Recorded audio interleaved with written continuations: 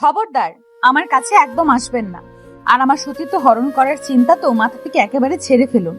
আমি আপনাকে না পারতে বিয়ে করেছি, তার মানে এই নয় যে আপনি আমার আসল স্বামী হয়ে গেছেন। এক্সকিউজ মি, একটু আস্তে চিল্লান নূপুর বিবি। এই বাড়িটা আবির চৌধুরীর, আর আপনি যখন আমার বউ সেজে এই ঘরে এসেছেন তখন বাসর তো করতেই হবে, এটা নিয়ম। নিয়মের মুখে ছাই দিন। আপনি নিজের টাকা আর ক্ষমতার গরমে অন্ধ হয়ে গেছেন। আমি আপনার এগ্রিমেন্টের পুতুল হতে পারি, কিন্তু আপনার সহ্য সঙ্গিনী কোনোদিন হব না। দূরে থাকুন আমার থেকে। ফুলসজ্জার ঘরটায় রজনীগন্ধার তীব্র সুবাসে মর্মর করছিল। চারদিকে সাদা আর হালকা গোলাপি রঙের ডেকোরেশন একটা মায়াবী পরিবেশ তৈরি করেছে। বিছানার ঠিক মাঝখানে লাল বেনারসি আর ভারী কুন্দনের গয়না পরে বসে আছে নূপুর। ওর হাত পা তখনও কাঁপছিল। ও এক সম্পূর্ণ অচেনা মেয়ের মতো এই রাজপ্রাসাদ সম বাড়ির ঘরে বসে আছে। ঘরের দরজায় খট করে শব্দ হতেই নূপুর চমকে সোজা হয়ে বসলো। ঘরের ভেতর ঢুকলো আবির চৌধুরী, বিশাল বড়লোক দেশের 1 নম্বর টেক্সটাইল কোম্পানির মালিক। আবিরের পরনে তখনও শেরওয়ানি, চোখে এক অদ্ভুত ক্লান্তি আর অহংকারের মিশ্রণ। ওর পরিবারে কেবল ওর দাদাজান ছাড়া আর কেউ নেই। দাদাজানের হার্টের কঠিন অসুখ, আর তার শেষ ইচ্ছে ছিল মৃত্যুর আগে নাতির বউ দেখা। আবির বিয়ে কিংবা মেয়ে মানুষ একদম পছন্দ করে না, তাই দাদাজানের জেদের কাছে হেরে সে একটা শর্ত রেখেছিল যে 7 দিনের মধ্যে এমন একটা মেয়ে খুঁজবে যে এগ্রিমেন্টে বিয়ে করবে। দাদাজান সুস্থ হলেই ডিভোর্স। 7 দিনের মধ্যে 5 দিন কেটে যাওয়ার পর অবশেষে ও নূপুরকে পায় এবং আজই ওদের বিয়ে হয়েছে। আবির ঘরের দরজাটা লক করে দিয়ে নূপুরের দিকে এক পা এগোতেই নূপুর বিছানার চাদরটা শক্ত করে খামচে ধরে চেঁচিয়ে উঠল, খবরদার, আমি কিন্তু না করেছি। একদমই আসবেন না, আমি কিন্তু ছুরি দিয়ে আঘাত করব। আরে পাগল নাকি? বিয়ে করছেন, বাসর করবেন না? একদম না। আপনার এগ্রিমেন্ট তো বাসরের কথা উল্লেখ ছিল না। জানি না, আজ তো বাসর করেই ছাড়বো। বিয়ে আমার, বউ আমার, বাসরও আমার। দাঁড়ান দেখাচ্ছি। আমি আপনাকে খুন করব, খুন। খবরদার। মাগো, পড়ে গেলাম। নূপুর রাগে আর ভয়ে বিছানা থেকে ঝটকা দিয়ে লাফিয়ে উঠতে গেল, কিন্তু ও ভুলে গিয়েছিল যে ওর পরনে ভারী লেহেঙ্গা আর পায়ে হাই হিল ছিল। এক পা বাড়াতেই লেহেঙ্গার ঘেরটা ওর পায়ের সাথে পেঁচিয়ে গেল। নূপুর ভারসাম্য হারিয়ে সোজা মেঝের দিকে পড়ে যেতে লাগলো। ও ভয়ে চোখ বন্ধ করে একটা চিৎকার দেওয়ার আগে আবিরের শক্ত দুটো হাত ওর কোমর জড়িয়ে ধরে বাতাসে ভাসিয়ে নিল। আবির এক ঝটকায় নূপুরকে নিজের বুকের সাথে চেপে ধরে সোজা হয়ে দাঁড়ালো। চশমা ছাড়া আবিরের ওই তীক্ষ্ণ আর গভীর চোখ দুটো সরাসরি নূপুরের চোখের ওপর স্থির হলো। নূপুরের গলার ভারী নেকলেসটা আবিরের শেরওয়ানির বোতামের সাথে আটকে গেছে। আবিরের গায়ের দামি পারফিউম আর পুরুষালী ওম নূপুরকে এক মুহূর্তের জন্য স্তব্ধ করে দিল। ওর চঞ্চল মনটাই প্রথম কোনো পুরুষের এত কাছাকাছি এসে থমকে গেল। আবির নূপুরের কোমরে ওর হাত দুটো আরো একটু শক্ত করে চেপে ধরে ওর মুখের খুব কাছে ঝুঁকে পড়ল। পড়তে গিয়েও এত লম্বা লম্বা কথা কোথা থেকে আসে আপনার? চঞ্চলতা ভালো, কিন্তু আবির চৌধুরীর ঘরে একটু সাবধানে পা ফেলতে হয়, নয়তো যে কোনো সময় বড় রকমের দুর্ঘটনা ঘটে যেতে পারে। ছাড়েন আমাকে, লুচ্চা কোথাকার। আপনি এই সুযোগে আমার গায়ে হাত দিচ্ছেন। বড়লোক মানেই কি লম্পট হতে হবে? ছাড়ুন বলছি। লুচ্চা? What is this? আপনি আমাকে লুচ্চা বলছেন? এই পুরো শহরের মেয়েরা আমার একটা চাহনির জন্য লাইন ধরে দাঁড়িয়ে থাকে, আর আমি আমার নিজের এগ্রিমেন্ট করা বউকে বাঁচানোর পর এই ট্যাগ পেলাম। লাইনে দাঁড়িয়ে থেকে তো ওনাদের কাছেই যান। আমার গায়ে এইভাবে হাত দেওয়ার কোনো অধিকার আপনার নেই। আমার ওই ইতর অসভ্য জানোয়ার হাজবেন্ড, সরি এক্স হাজবেন্ডের জন্য আজ আমার এই দশা হয়েছে। আবির নূপুরকে আস্তে করে বিছানার ওপর বসিয়ে দিয়ে নিজে 2 পা পিছিয়ে গেল। ও নিজের শেরওয়ানির কলারটা একটু ঠিক করে নূপুরের দিকে তাকালো। নূপুরের চোখে তখন রাগ আর এক বুক ভাঙা কষ্টের জল চিকচিক করছিল। এক্স হাজবেন্ডের কথা শুনতেই আবির শান্তভাবে ঘরের সিঙ্গেল সোফাটায় গিয়ে বসলো এবং নূপুরের দিকে তাকালো। নূপুরের মনটা তখন পেছনের সেই কালো দিনগুলোর স্মৃতিতে ফিরে গেল। ঘটনাটা ছিল মাত্র 3 দিন আগের। নূপুর মধ্যবিত্ত পরিবারের এক চঞ্চল, অত্যন্ত বুদ্ধিমান আর প্রতিভাবান মেয়ে ছিল। ওর স্বামী রিফাতকে বড্ড ভালোবাসতো। রিফাত ছিল আবির চৌধুরীর কোম্পানির একজন সাধারণ অ্যাকাউন্টেন্টস অফিসার। রিফাত যখন জানতে পারলো ওর বস আবির চৌধুরী ঘোষণা করেছে যে 7 দিনের মধ্যে যে ওকে একটা এগ্রিমেন্ট ম্যারেজের জন্য মেয়ে জোগাড় করে দিতে পারবে তাকে সে নগদ 10 লাখ টাকা পুরস্কার দেবে, তখন রিফাতের ভেতরে লোভী মানুষটা জেগে উঠেছিল। রিফাতের বাজারে অনেক টাকা ঋণ ছিল। সে এক রাতে ঘরে ফিরে নূপুরের সামনে এসে হাত জোর করে দাঁড়িয়েছিল। নূপুর, তুমি যদি আমাকে ভালোবাসো তবে আমার একটা কথা তোমাকে রাখতেই হবে। আমার মাথায় 25 লাখ টাকার ঋণ। এই সপ্তাহের মধ্যে টাকা না দিতে পারলে ওরা আমাকে মেরে ফেলবে। তুমি শুধু আমার বস আবির চৌধুরীকে বিয়ে করো। তুমি কি পাগল হয়ে গেছো রিফাত? নিজের বিবাহিত বউকে অন্য পুরুষের হাতে তুলে দিতে তোমার লজ্জা করছে না? আমি তোমাকে কতটা ভালোবাসি আর তুমি টাকার জন্য আমাকে বিক্রি করে দিচ্ছ? এটা বিক্রি নয় নূপুর, এটা জাস্ট একটা এগ্রিমেন্ট। বসের দাদা খুব অসুস্থ, উনি সুস্থ হলেই আবির তোমাকে ডিভোর্স দিয়ে দিবে। তুমি 10টা লাখ টাকা এনে দাও, আমার ঋণ পরিশোধ হবে, তারপর তুমি আবার আমার কাছেই চলে আসবে। প্লিজ নূপুর, আমার জীবনটা বাঁচাও। নূপুর প্রথমে কিছুতেই রাজি হয়নি। ও রিফাতকে অনেক বোঝানোর চেষ্টা করেছিল, চিল্লিয়েছিল, কেঁদেছিল, কিন্তু রিফাত এক পর্যায়ে ইমোশনাল ব্ল্যাকমেইল শুরু করে। সে নিজের গলায় ছুরি ধরার নাটক পর্যন্ত করেছিল।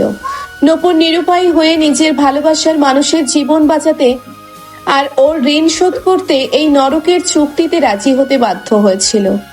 ও আজ বুঝতে পারছে যে রিফাত একটা আস্ত কাপুরুষ ছিল, যে নিজের স্বার্থের জন্য নিজের বউকে আবিরের মতো এক অহংকারী রাজপুত্রের কাছে বন্ধক রেখে দিয়েছে। আজ বিকেলে সেই বহু প্রতীক্ষিত বিয়েটা হয়ে গেল। আবিরের আলিশান রাজপ্রাসাদের ড্রয়িং রুমে কাজী ডেকে বিয়ের আয়োজন করা হয়েছিল। কোনো ধুমধাম ছিল না, ছিল না কোনো সানাইয়ের সুর। আবির ও ওর উকিল মিলে নূপুরের সামনে 3 বছরের একটা আইনি এগ্রিমেন্ট পেপার রেখেছিল। নূপুর কাঁপতে থাকা হাতে সই করে দিয়েছিল। বিয়ের ঠিক পরপরই আবিরের অসুস্থ দাদাজান হুইল চেয়ারে করে ড্রয়িং রুমে এসেছিলেন। ওনার ফর্সা মুখটা রোগে জীর্ণ হলেও নূপুরকে লাল বেনারসিতে দেখে ওনার চোখ দুটো আনন্দে উজ্জ্বল হয়ে উঠেছিল। আবির, তুই সত্যি আমার কথা রাখলি দাদা? এই মেয়েটাকে দেখে আমার মনটা ভরে গেছে। নূপুর, আমার এই এক সুয়ে নাতিটা কিন্তু মনে মনে খুব নরম। তুই ওকে একটু আগলে রাখিস। আমার আর বেশি দিন সময় নেই, তোদের দেখে আমি শান্তিতে মরতে পারবো। আপনি অমন কথা বলবেন না দাদাজান। আপনি খুব দ্রুত অসুস্থ হয়ে উঠবেন। আপনার নাতিকে সোজা করার দায়িত্ব এবার আমার উপর ছেড়ে দিন। দাদাজান নূপুরের মাথায় হাত দিয়ে দোয়া করেছিলেন এবং একগাল হেসে ওর হাতে একটা দামি সোনার বালা পরিয়ে দিয়েছিলেন। আবির পাশে দাঁড়িয়ে চুপচাপ সব দেখছিল। ওর মনে হচ্ছিল নূপুর খুব ভালো অভিনয় করতে পারে।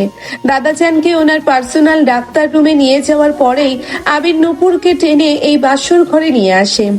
বর্তমানের এই নিস্তব্ধ রাতে নূপুর বিছানায় বসে ওর চোখের পানিটা আলতো করে মুছে নিল। আবির সোফা থেকে উঠে আবার নূপুরের কাছাকাছি এসে দাঁড়ালো। ওর গম্ভীর চেহারায় এবার আর কোনো অহংকার ছিল না, বরং এক অদ্ভুত শান্ত ভাব ছিল। আপনার অতীত নিয়ে আমার কোনো আগ্রহ নেই নূপুর। রিফাত টাকা পেয়ে গেছে, এখন আপনি আইনিভাবে আমার স্ত্রী, যতক্ষণ না আমার দাদাজান পুরোপুরি সুস্থ হচ্ছেন। আমি জানি আদি, সরি আবির সাহেব, আপনার ওই টাকার গরম আমি খুব ভালো করেই চিনি। তবে মনে রাখবেন, আমার শরীর আর মনের উপর শুধু আমার নিজের অধিকার আছে। আমারও কোনো আগ্রহ নেই আপনার উপর অধিকার খাটানোর। বিছানাটা আপনার জন্য ছেড়ে দিচ্ছি, আমি এই সোফাতেই ঘুমাবো। একটু বাজিয়ে দেখছিলাম আপনাকে। গুড নাইট নূপুর। কত বড় অসভ্য লোক! আবির লাইটটা নিভিয়ে দিয়ে একটা নীল রঙের ড্রিম লাইট জ্বেলে দিল। ঘরের ভেতর এক মায়াবী আলো ছায়ার খেলা শুরু হলো। নূপুর বিছানায় শুয়ে জানালার বাইরের আকাশের দিকে তাকিয়ে রইল। কখন চোখ লেগে এলো বুঝতে পারেনি। সকালের সোনালি রোদ যখন জানালার পর্দা ভেদ করে নূপুরের মুখের উপর পড়লো, ও তখনও ঘুমের ঘোরে ছিল। ও অভ্যেস বশত হাত বাড়িয়ে রিফাতকে ডাকতে গেল, কিন্তু বিছানার অন্য পাশটা একদম খালি আর ঠান্ডা দেখে ওর মনে পড়ে গেল ও এখন অন্য কারো রাজপ্রাসাদে বন্দী। চোখ খুলে দেখলো আবির সোফায় বসে অলরেডি ল্যাপটপ অন করে কাজ করছে। ওর পরনে একটা কালো শার্ট আর চোখে রিডিং চশমা। চশমা পরা আবিরকে দেখতে বড্ড আকর্ষণীয় লাগছিল, যা দেখে নূপুরের বুকের ভেতর কেমন যেন একটা অদ্ভুত মোচড় দিয়ে উঠল। নূপুর বিছানা থেকে উঠে দাঁড়িয়ে গলার আওয়াজটা একটু ঠিক করে বলে, এই যে আবির সাহেব। সকাল সকাল ল্যাপটপ নিয়ে বসে গেছেন যে? আপনার এই বিশাল বড়লোক কোম্পানিতে কি কোনো ছুটি নেই? আবির ল্যাপটপ থেকে চোখ না সরিয়েই গম্ভীর গলায় বলল। ছুটি আমার ডিকশনারিতে নেই নূপুর। আর আপনি যখন ঘুম থেকে উঠেই আমার দিকে এভাবে তাকিয়ে আছেন, তখন মনে হচ্ছে আপনার আজ অনেক কাজ বাকি। দাদা যান নিচে অপেক্ষা করছেন। আমি আপনার দিকে তাকিয়ে নেই।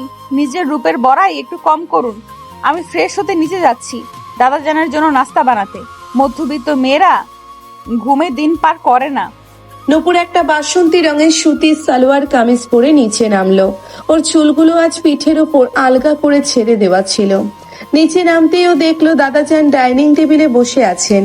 নূপুরকে দেখেই ওনার ফর্সা মুখটা আনন্দে চকচক করে উঠলো। নূপুর, এসে গেছো? তা আমার ওই খিটখিটে নাতিটা কি রাতে তোমাকে খুব জ্বালিয়েছে? ও কোনো কথা বলতে পারে না, জাস্ট একটা রোবট। নূপুর দাদাজানের পাশে বসে ওনার হাতটা নিজের হাতে নিয়ে বলে। একদম ঠিক বলেছেন দাদাজান। ও একটা আস্ত অহংকারী রোবট। আপনি চিন্তা করবেন না, আজ আমি ওর জন্য একদম নাস্তা বানাবো যে ওর সব অহংকার পানি হয়ে যাবে। নূপুর রান্নাঘরে গিয়ে মনের আনন্দে পরোটার আলু ভাজি করতে লাগলো। ও রান্নায় বড্ড পারদর্শী ছিল। ঠিক তখনই আবির শার্টের হাতা গুটিয়ে রান্নাঘরে ঢুকলো ওর নিজের ব্ল্যাক কফি বানাতে। রান্নাঘরের ছোট স্পেসে আবিরের উপস্থিতি নূপুরকে আবার একটু নার্ভাস করে তুললো। আবির কফি মেকারের দিকে এগিয়ে গিয়ে নূপুরের খুব কাছাকাছি দাঁড়িয়ে। রান্নার গন্ধটা তো বেশ ভালোই বের হয়েছে, তবে মনে রাখবেন দাদাজানের খাবারে যেন তেল আর ঝাল একদম কম থাকে। নূপুর মুখ বাঁকিয়ে হাতের খুন্তিটা আবিরের দিকে উঁচিয়ে বলে। আমাকে রান্নার জ্ঞান দিতে আসবেন না আবির সাহেব।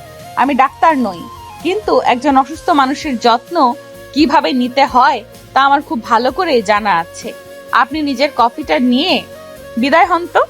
আবির নূপুরের হাতের খুন্তিটা এক ঝটকায় নিজের হাতে নিয়ে ওর চোখের দিকে তাকিয়ে বাঁকা হাসলো। এত রাগ ভালো নয় নূপুর। রান্নাঘরে আগুন এমনিতেই জ্বলছে, আপনার ভেতরের আগুনটা একটু নিয়ন্ত্রণে রাখুন। আবির নূপুরের মুখের খুব কাছে এসে ওর ভেজা চুলের একটা লট ওর কানের পেছনে গুজে দিল। নূপুর তীব্র এক সুখানুভূতিতে চোখ বন্ধ করে ফেললো। আবিরের হাতের আঙ্গুলের ছোঁয়া ওর গাল বেয়ে নামতেই ও নিজের ঠোঁট কামড়ে ধরলো। আবির মুচকি হেসে নিজের কফির মগটা নিয়ে রান্নাঘর থেকে বের হয়ে গেল। নূপুর বুকের ওপর হাত রেখে জোরে জোরে নিঃশ্বাস নিতে লাগলো। ও মনে মনে ভাবলো এই লোকটা মুখে যতই কঠিন হোক না কেন, ওর ছোঁয়ায় এক মারাত্মক রকমের মায়া আছে। দাদাজানের শয়ন কক্ষটি ছিল বেশ বড় আর আলো বাতাসে ভরপুর। ঘরের এক কোণে একটি বড় জানালায় হালকা নীল রঙের পর্দা বাতাসে উঠছিল। বিছানায় শুয়ে থাকা দাদাজানের ফর্সা মুখটি রোগে কিছুটা ফ্যাকাশে হয়ে গিয়েছিল। নূপুর ওনার মাথার কাছে বসে একটা ছোট্ট বাটিতে থাকা কুসুম গরম স্যুপ চামচ দিয়ে ওনাকে পরম যত্নে খাইয়ে দিচ্ছিল। ওনার কপাল থেকে হাত দিয়ে আলতো করে চুলগুলো সরিয়ে দিচ্ছিল। নূপুর অত্যন্ত চঞ্চল আর বুদ্ধিমতী হলেও ওর ভেতর এক অদ্ভুত মায়াময় রূপ ছিল, যা এই বৃদ্ধ মানুষটির সামনে এলেই প্রকাশ পেত। ও দাদাজানের প্রতিটি ছোটখাটো বিষয়ের খেয়াল রাখছিল। দাদাজান, আর মাত্র 2টো চামচ বাকি আছে, এইটুকু খেয়ে নিন। তারপর আপনাকে ডাক্তারবাবুর দেওয়া ওই লাল রঙের ক্যাপসুলটা খেতে হবে। একদম না করবেন না কিন্তু। দাদাজান মুচকে হেসে নূপুরের মাথায় হাত রাখে।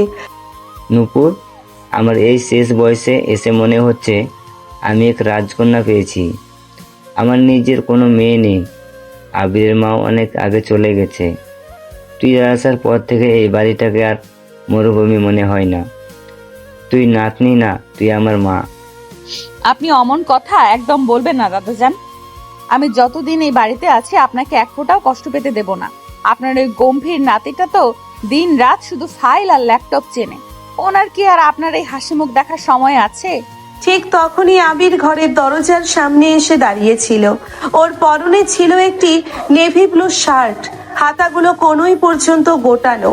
ও ভেতরে ঢোকার আগেই নূপুরের এই মমতাময়ী রূপ আর দাদাজানের মুখের অমলিন হাসি দেখে থমকে গেল। আবির বাইরে থেকে যতটাই কঠিন আর অহংকারী হোক না কেন, ভেতরে ভেতরে ওর মনটা ছিল বড্ড নরম। বিশেষ করে দাদাজানের জন্য ওর বুকেও এক সমুদ্র ভালোবাসা ছিল। নূপুরকে এভাবে দাদাজানের সেবা করতে দেখে আবিরের মনের ভেতরের কঠিন বরফটা যেন একটু গলতে শুরু করলো। ও মনে মনে নূপুরের প্রতি এক অদ্ভুত ভালো লাগা অনুভব করলো, কিন্তু ও নিজের গম্ভীর চেহারাটা বজায় রেখে ঘরের ভেতর ঢুকলো।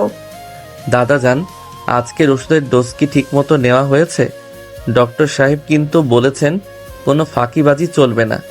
নূপুর আবিরকে দেখেই মুখটা কঠিন করে হাতের বাটিটা টেবিলের ওপর ধপ করে রাখে। আবির সাহেব, আপনার কি দাদাজানের রুমে ঢোকার সময় একটু ভদ্রতা করে নক করার অভ্যেস নেই? আর ওষুধের চিন্তা আপনাকে করতে হবে না, আমি ওনার সব ব্যবস্থা করে দিচ্ছি। আপনি নিজের অফিস নিয়ে থাকুন।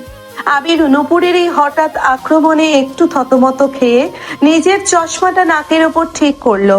এক্সকিউজ মি নূপুর, এটা আমার দাদাজানের রুম এবং এই পুরো বাড়িটা আমার। আমি কখন আসবো আর কখন যাব তা আপনার কাছ থেকে শিখতে হবে না। আর দাদাজানের যত্ন নেওয়ার জন্য আপনাকে এগ্রিমেন্ট করা হয়েছে, সো দায়িত্বটা ঠিকমতো পালন করলেই চলবে। নূপুর সোজা দাঁড়িয়ে আবিরের চোখের দিকে তীব্র চাহনিতে তাকিয়ে বলে, দায়িত্ব আমি টাকার জন্য পালন করছি না আবির সাহেব। দাদাজানকে আমি আমার নিজের দাদুর মতো ভালোবাসি। আপনার ওই এগ্রিমেন্টের আমার এই ভালোবাসার সামনে এক টুকরো আবর্জনা ছাড়া আর কিছুই নয়। মুখ সামলে কথা বলবেন।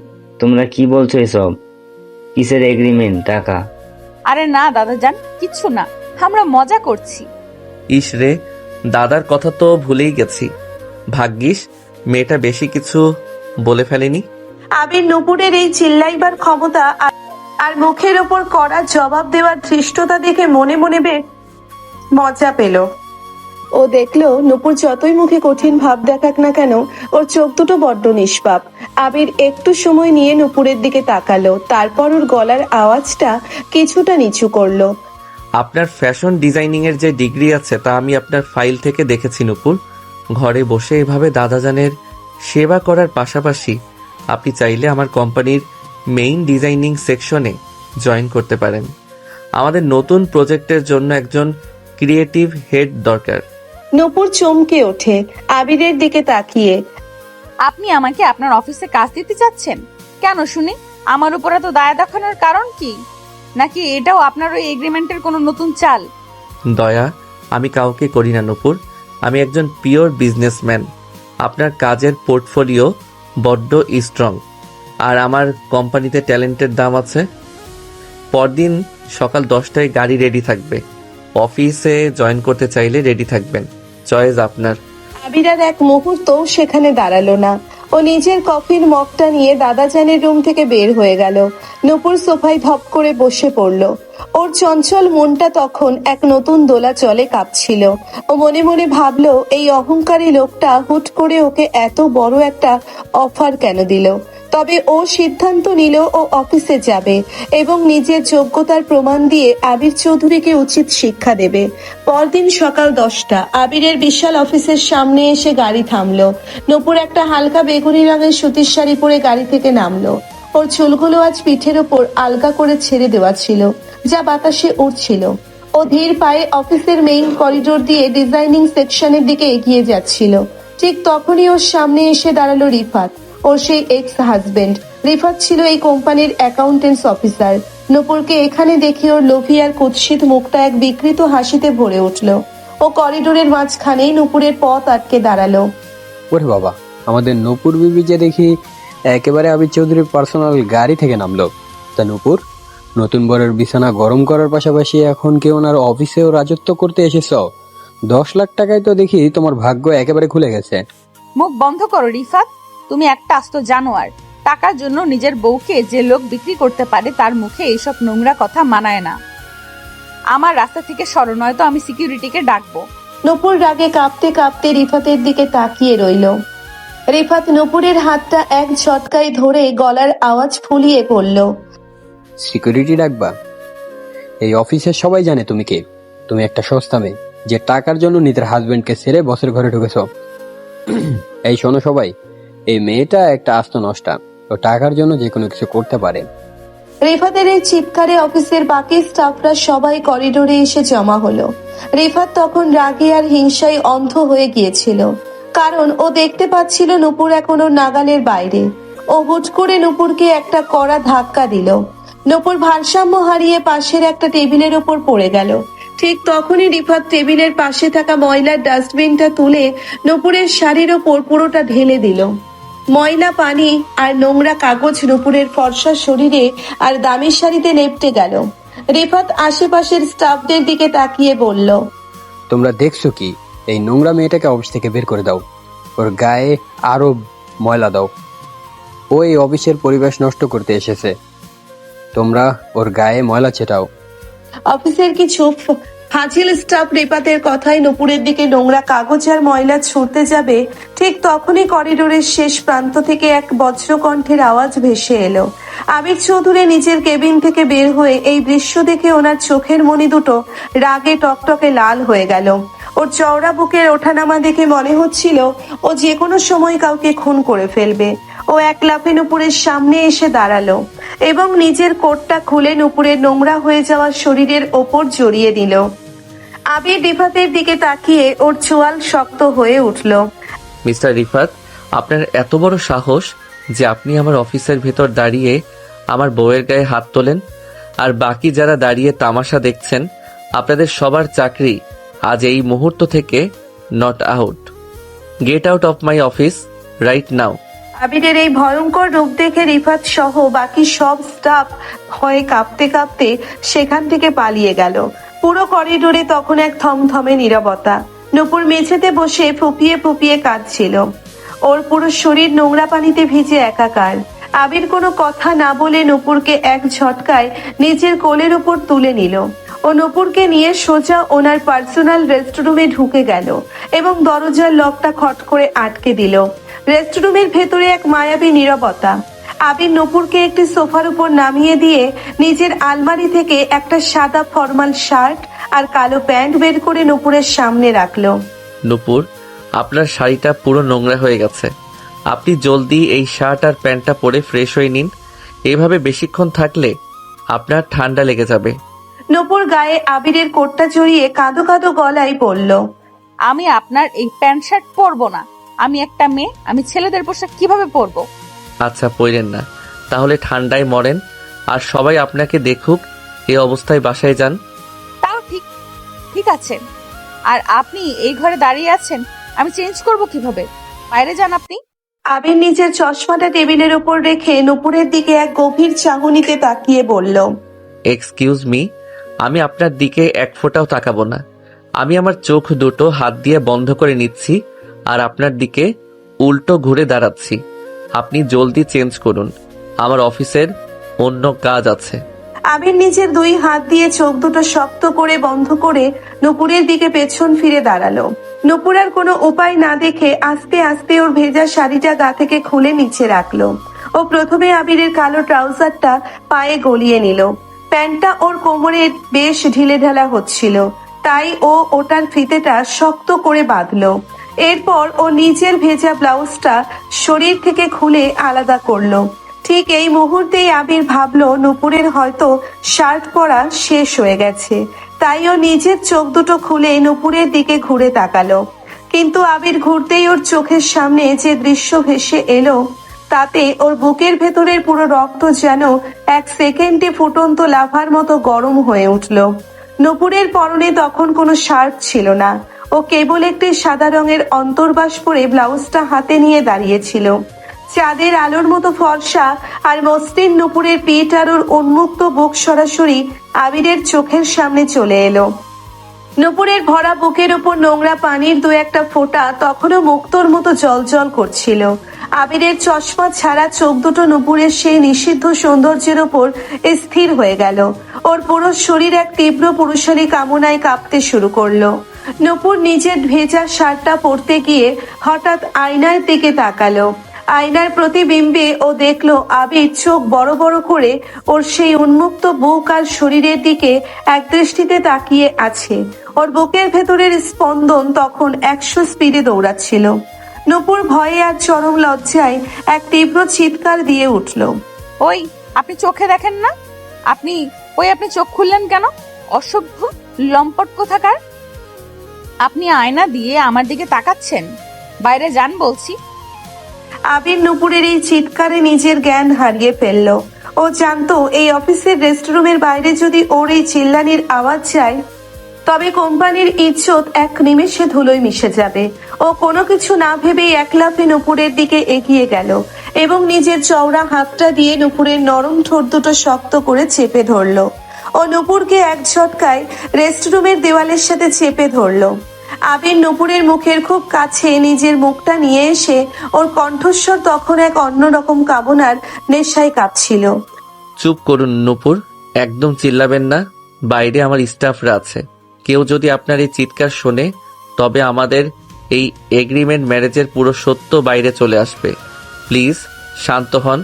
নূপুর আবিরের এই হঠাৎ আক্রমণে একদম স্তব্ধ হয়ে গেল। আবিরের এক হাত ওর মুখ চেপে ধরেছিল আর অন্য হাতটি নূপুরের উন্মুক্ত কোমরের চামড়ার ওপর শক্ত করে বসে গিয়েছিল। আবিরের হাতের উষ্ণতা নূপুরের ফর্সা শরীরের প্রতিটি কোণকে এক অন্যরকম অনুভূতির আগুনে পুড়িয়ে দিচ্ছিল। নূপুর দেখতে পেল আবিরের চোখ দুটোতে এখন আর কোনো রাগ নেই, আছে শুধু এক গভীর অন্ধ আর তীব্র আদিম তৃষ্ণা। আবিরের পুরুষালী সুভাষ নূপুরের নাকের ভেতর দিয়ে ওর পুরো মগজে এক অদ্ভুত নেশা তৈরি করলো। নূপুর ওর নিজের চঞ্চলতা ভুলে আবিরের শার্টের কলারটা নিজের দুই হাত দিয়ে শক্ত করে খামছে ধরলো। ও নিজের অজান্তেই আবিরের আরো কাছে ঘেঁষে এলো। আবির নূপুরের এই নতি শিকার দেখে ওর মুখ থেকে হাতটা আলতো করে সরিয়ে নিল, কিন্তু ও নিজের মুখটা দূরে সরালো না। ওর তৃষ্ণার্ত ঠোঁট জোড়া নূপুরের কানের লতির কাছে গিয়ে এক উষ্ণ ছোঁয়া দিল। নূপুর তীব্র এক সুখানুভূতিতে চোখ বন্ধ করে একটা মৃদু গোঙানি দিল।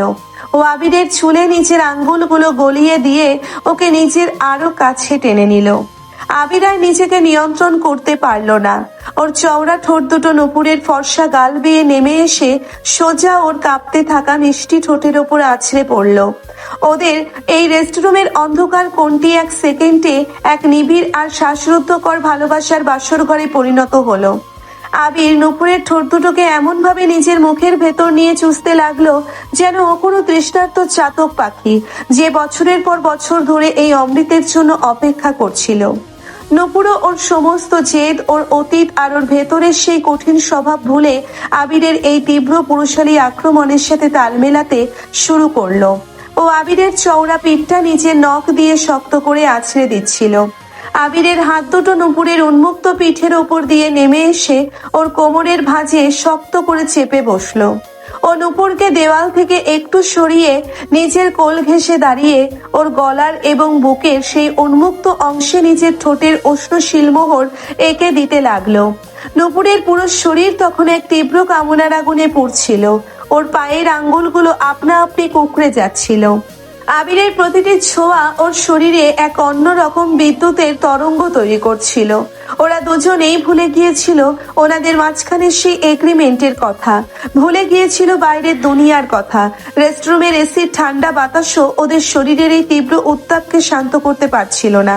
ওনাদের এই অন্ধ আর অবাধ্য রোম্যান্স যেন এক অনন্তকালের গল্প হয়ে এই বন্ধ ঘরের ভেতর নতুন করে ডানা মেলল।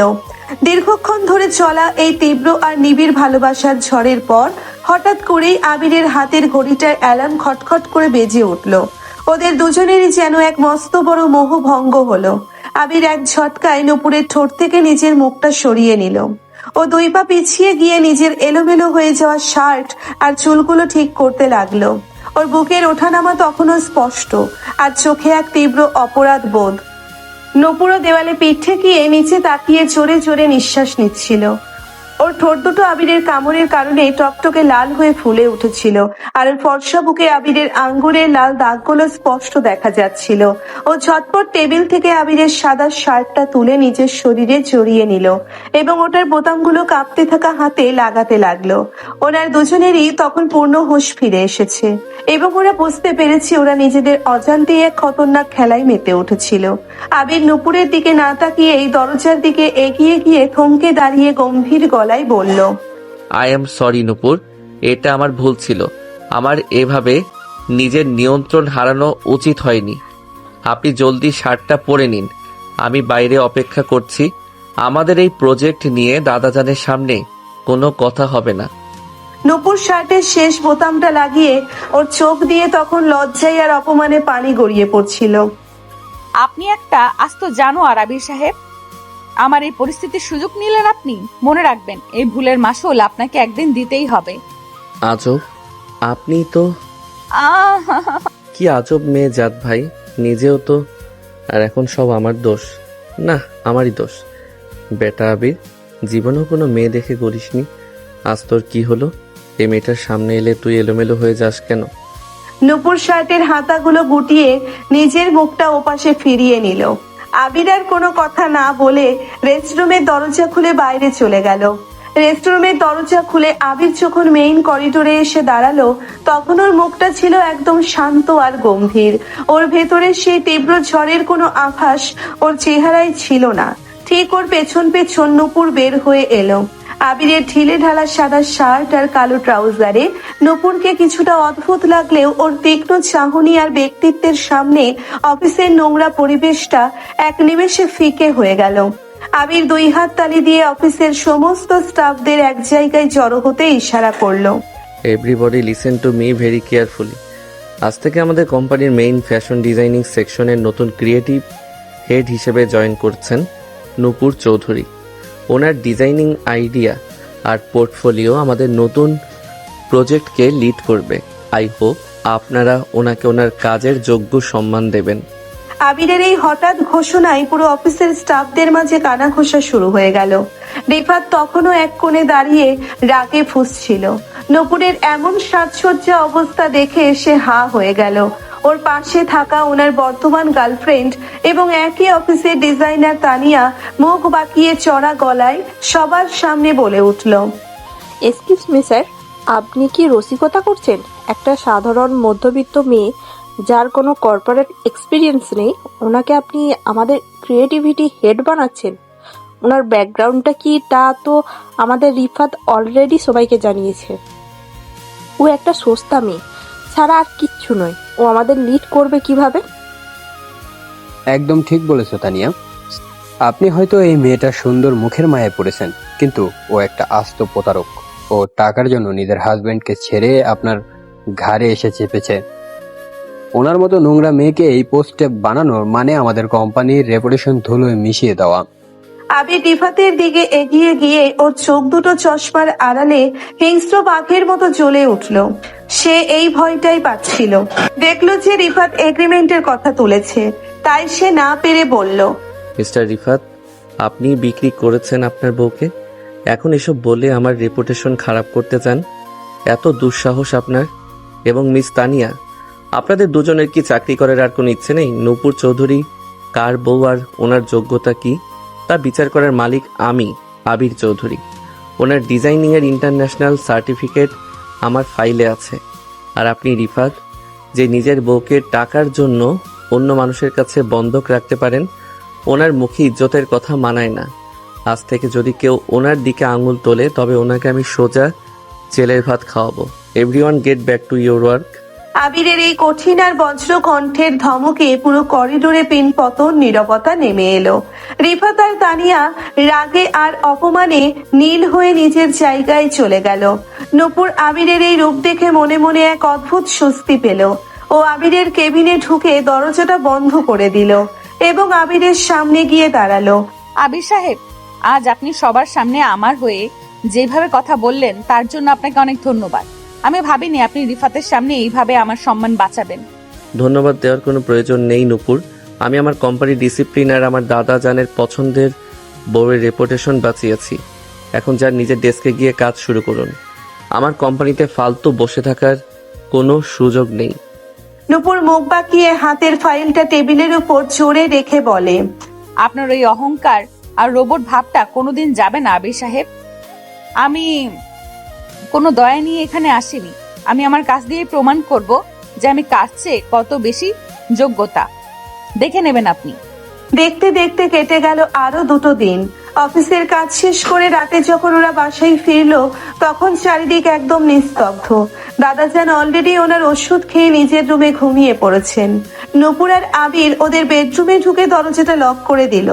নূপুর একটা হালকা নীল রঙের সুতির সালোয়ার কামিজ পরে বিছানায় ঠিক মাঝখানে এসে ধপ করে বসে পড়ল এবং তিনটে বড় বড় কোলবালিশ নিয়ে মাঝখানে একটা শক্ত দেওয়াল তৈরি করতে লাগলো। আবির শার্টের বোতাম খুলতে খুলতে নূপুরের এই কাণ্ড দেখে ভুরু কুচকে বলে, এই যে নূপুর বিবি, বিছানার মাঝখানে এই বালিশের দুর্গ বানানোর রহস্যটা কি শুনি? আপনি কি বর্ডার গার্ড বাংলাদেশ নাকি যে এখানে কাঁটাতারের বেড়া দিচ্ছেন? নূপুর একটা বালিশ আবিরের দিকে ছুঁড়ে মেরে রাগী গলায় বলে, আপনি একদম চুপ থাকুন আবির সাহেব। কাল রেস্টরুমে যা হয়েছে ওইটার পর আপনাকে আমি এক ফোঁটাও বিশ্বাস করি না।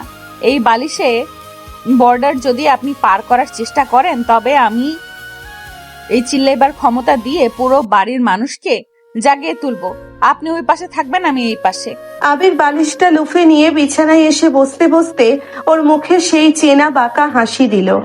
কাল রেস্ট রুমে তো আপনি আমাকে খুব শক্ত করে জড়িয়ে ধরেছিলেন নূপুর বিবি। তখন তো আপনার এই চিল্লাইবার ক্ষমতা কোথায় যেন হারিয়ে গিয়েছিল। এখন এত সতী সাধ্যি সাজা নাটক করছেন কেন? নূপুর লজ্জায় আর রাগে লাল হয়ে আবিরের পিঠে একটা কড়া কিল মেরে বলে, ওই মুখ সামলে কথা বলুন। আমি কোনো নাটক করছি না, ওটা একটা দুর্ঘটনা ছিল।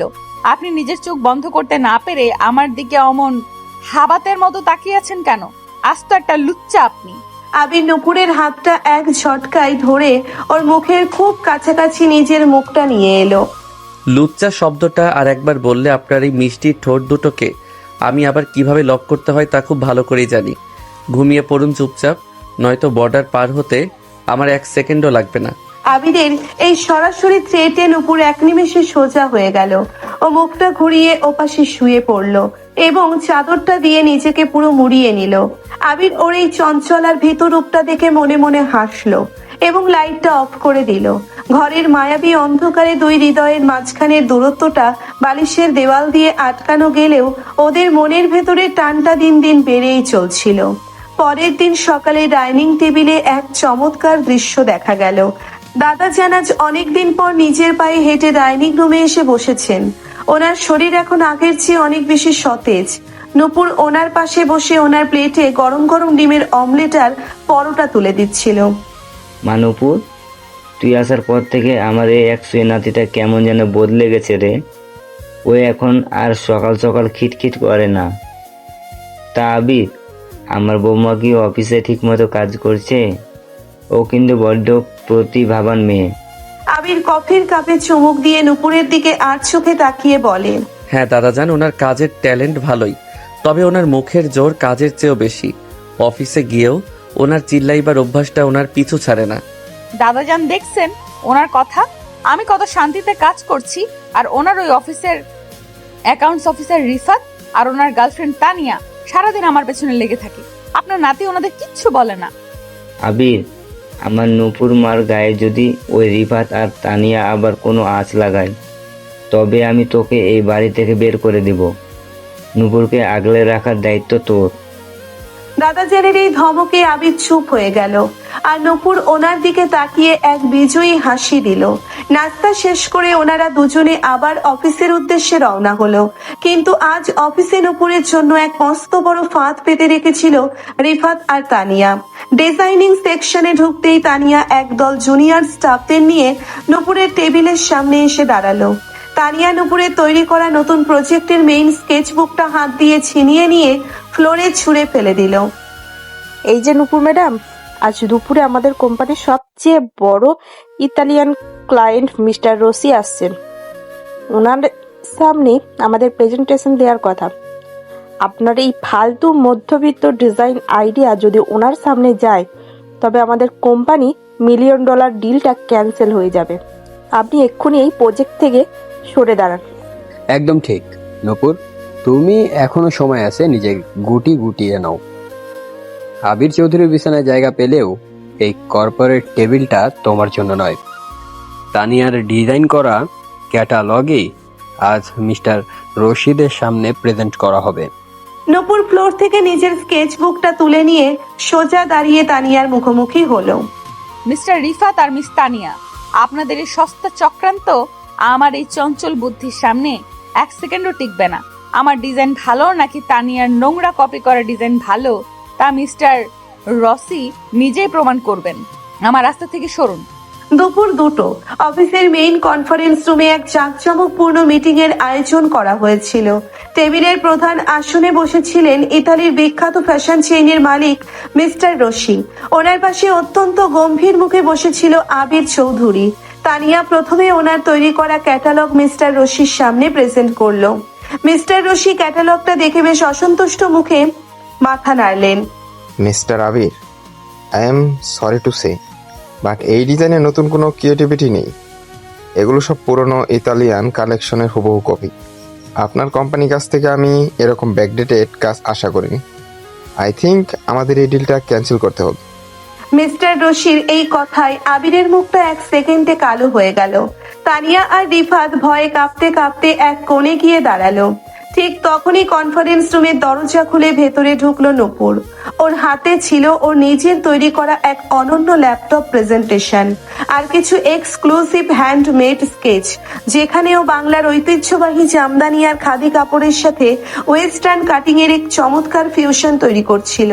এক্সকিউজ মি মিস্টার রসি, আমাদের কোম্পানির ফাইনাল কালেকশন দেখার আগে দয়া করে কোনো সিদ্ধান্ত নেবেন না। I am Nupur Chowdhury, creative head of this project. Please have a look at this. Nupur অত্যন্ত আত্মবিশ্বাসের সাথে ওর প্রতিভাবান বুদ্ধির পরিচয় দিয়ে মিস্টার রশির সামনে ওর ফিউশন ডিজাইনের থিমটা স্লাইডের মাধ্যমে তুলে ধরলো।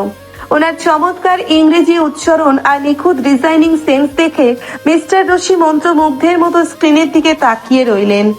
আবিরও পাশে বসে নূপুরের এই আত্মবিশ্বাসী আর মায়াবী রূপ দেখে মনে মনে এক তীব্র গর্ব অনুভব করলো। ওর চোখ দুটো নূপুরের ওপর থেকে এক মুহূর্তের জন্যেও সরছিল না। মিস্টার রশি মিটিং শেষ হতেই সোফা থেকে দাঁড়িয়ে জোরে জোরে তালি বাজিয়ে উঠলেন। Oh my God, Mr Abir, this is absolutely brilliant. This lady is a genius. এই ট্র্যাডিশনাল আর মডার্ন ফিকশনটাই আমি চাইছিলাম। আমি আজই আপনার কোম্পানির সাথে এই $50 মিলিয়ন প্রজেক্ট সাইন করছি। Thank you so much Mrs Nupur. Mr Roshi নূপুরের সাথে হ্যান্ডশেক করে চুক্তির কাগজে সই করে দিলেন। আবিরের কোম্পানির রেপুটেশন এক ধাক্কায় ইন্টারন্যাশনাল মার্কেটে অনেক ওপরে চলে গেল। মিটিং শেষ করে মিস্টার রশি চলে যাওয়ার পর কনফারেন্স রুমে শুধু আবির আর নূপুর বাকি রইল। রিফাত আর তানিয়া বাইরে দাঁড়িয়ে নিজেদের পরাজয়ের গ্লানিতে ফুঁসছিল। আবির নূপুরের খুব কাছাকাছি এসে দাঁড়িয়ে ওর চশমার আড়ালে চোখ দুটোতে এক গভীর প্রশংসার আলো। আই মাস্ট সে, নূপুর চৌধুরী, আপনি আজ আমার কোম্পানির সম্মান একেবারে বাঁচিয়ে দিলেন। $50 মিলিয়ন ডিল লক করা কোনো সাধারণ মেয়ের কাজ নয়। আপনি সত্যিই জিনিয়াস। নূপুর নিজের চুলগুলো একপাশে সরিয়ে আবিরের দিকে তাকিয়ে এক গর্বিত হাসি দিল। কি আবির সাহেব, আপনার ওই বড় লোকের অহংকার এখন কোথায় গেল? আমি বলেছিলাম না আমি আমার কাজ দিয়েই প্রমাণ করব। এখন বলুন, আপনার এই ক্রিয়েটিভ হেডকে আপনি কি রিওয়ার্ড দেবেন? আবির নূপুরের এই চঞ্চল আর বিজয়ী মুখের দিকে তাকিয়ে আর নিজের ভেতরের ভালো লাগাটাকে চেপে রাখতে পারল না। ও ধীর পায়ে এগিয়ে গিয়ে কনফারেন্স রুমের ভারী দরজাটা খট করে লক করে দিল এবং ভেতরের মেইন লাইটগুলো অফ করে দিয়ে শুধু প্রেজেন্টেশন স্ক্রিনের হালকা নীল আলোটা জেলে রাখলো। ঘরের ভেতর এক অন্যরকম রোমান্টিক আর মাদকতাময় পরিবেশ তৈরি হলো। নূপুর আবিরের এই কাণ্ড দেখে 2 পা পিছিয়ে গিয়ে বুকটা ধক ধক করতে লাগলো। এই কি আবির সাহেব, আপনি দরজা লক করলেন কেন? এটা অফিস, বাইরে সবাই আছে। আপনার মতিগতি কিন্তু আমার ভালো ঠেকছে না। আবির নূপুরকে এক ঝটকায় কোমর ধরে নিজের দিকে টেনে নিল। ওনার শক্ত বুকটা নূপুরের নরম বুকের ওপর চেপে বসলো। মতিগতি আমার অনেক আগে খারাপ হয়ে গেছে নূপুর বিবি। আপনি আজ মিস্টার রশির সামনে যেভাবে কথা বলছিলেন, ওনার চেয়ে বেশি আমার এই মনটা আপনার উপর একেবারে হেরে গেছে। আমি আর এই অ্যাগ্রিমেন্টের নাটকটা ধরে রাখতে পারছি না।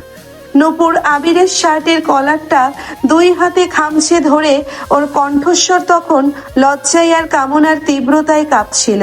আবির ছাড়ো আমাকে, এটা অন্যায়। আমরা শুধু চুক্তির খাতিরে একসাথে আছি। তুমি আমার উপর এইভাবে অধিকার খাটাতে পারো না। আবির নূপুরের মুখের খুব কাছে নিজের মুখটা নিয়ে এসে ওর ঠোঁটের উষ্ণ বাতাস নূপুরের ঠোঁটে লাগছিল। চুক্তি আজ এই মুহূর্ত থেকে শেষ নূপুর।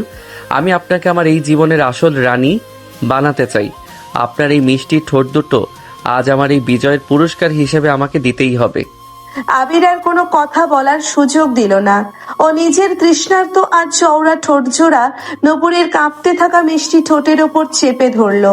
এবারের চুমুতে কোনো রাগ বা শর্ত ছিল না, ছিল শুধু দিন দিন জমে থাকা এক গভীর অন্ধ আর তীব্র ভালোবাসার বহিঃপ্রকাশ। নূপুরও আর নিজেকে আটকে রাখতে পারল না। ও আবিরের গলাটা দুই হাতে শক্ত করে জড়িয়ে ধরে ওর এই উষ্ণ চুম্বনের গভীরে নিজেকে সঁপে দিল। আবিরের হাত দুটো নূপুরের শাড়ির আঁচলটা আলতো করে সরিয়ে ওর ফর্সা পিঠ আর কোমরের খাঁজে শক্ত করে বসে যাচ্ছিল, যেন ও নূপুরকে নিজের শরীরের সাথে একেবারে মিশিয়ে নিতে চায়। ওদের এই অনিচ্ছাকৃত কিন্তু তীব্র ভালোবাসার টান যেন প্রমাণ করে দিল যে ওরা একে অপরের জন্য একেবারে পারফেক্ট। $50 মিলিয়ন ডিল সফল হওয়ার পর চৌধুরী ম্যানশনে যেন এক উৎসবের আমেজ নেমে এসেছিল। কিন্তু সেই উৎসবের আড়ালে যে এক ভয়ঙ্কর প্রতিশোধের আগুন জ্বলছিল তা নূপুর কিংবা আবির কারো ধারণাতেও ছিল না। রিফাত আর তানিয়া কনফারেন্স রুমের বাইরে দাঁড়িয়ে যখন দেখলো আবির আর নূপুর দীর্ঘক্ষণ পর একসাথে কেবিন থেকে বের হলো এবং নূপুরের ঠোঁটের কোণে এক তৃপ্তির লালচে আভা, তখন ওদের বুঝতে বাকি রইল না যে ওদের হাতের পুতুল নূপুর এখন আবির চৌধুরীর মনের আসল রানী হয়ে গেছে। রিফাত রাগে নিজের হাতের ফাইলটা দেওয়ালে ছুঁড়ে মারলো। তানিয়া, আমি এই অপমান সহ্য করতে পারছি না। যে নূপুর একদিন আমার পায়ের কাছে বসে কান্নাকাটি করত, সে আজ আমারই বসের কোল ঘেঁষে আমাকে অফিস থেকে বের করে দেওয়ার থ্রেট দেয়।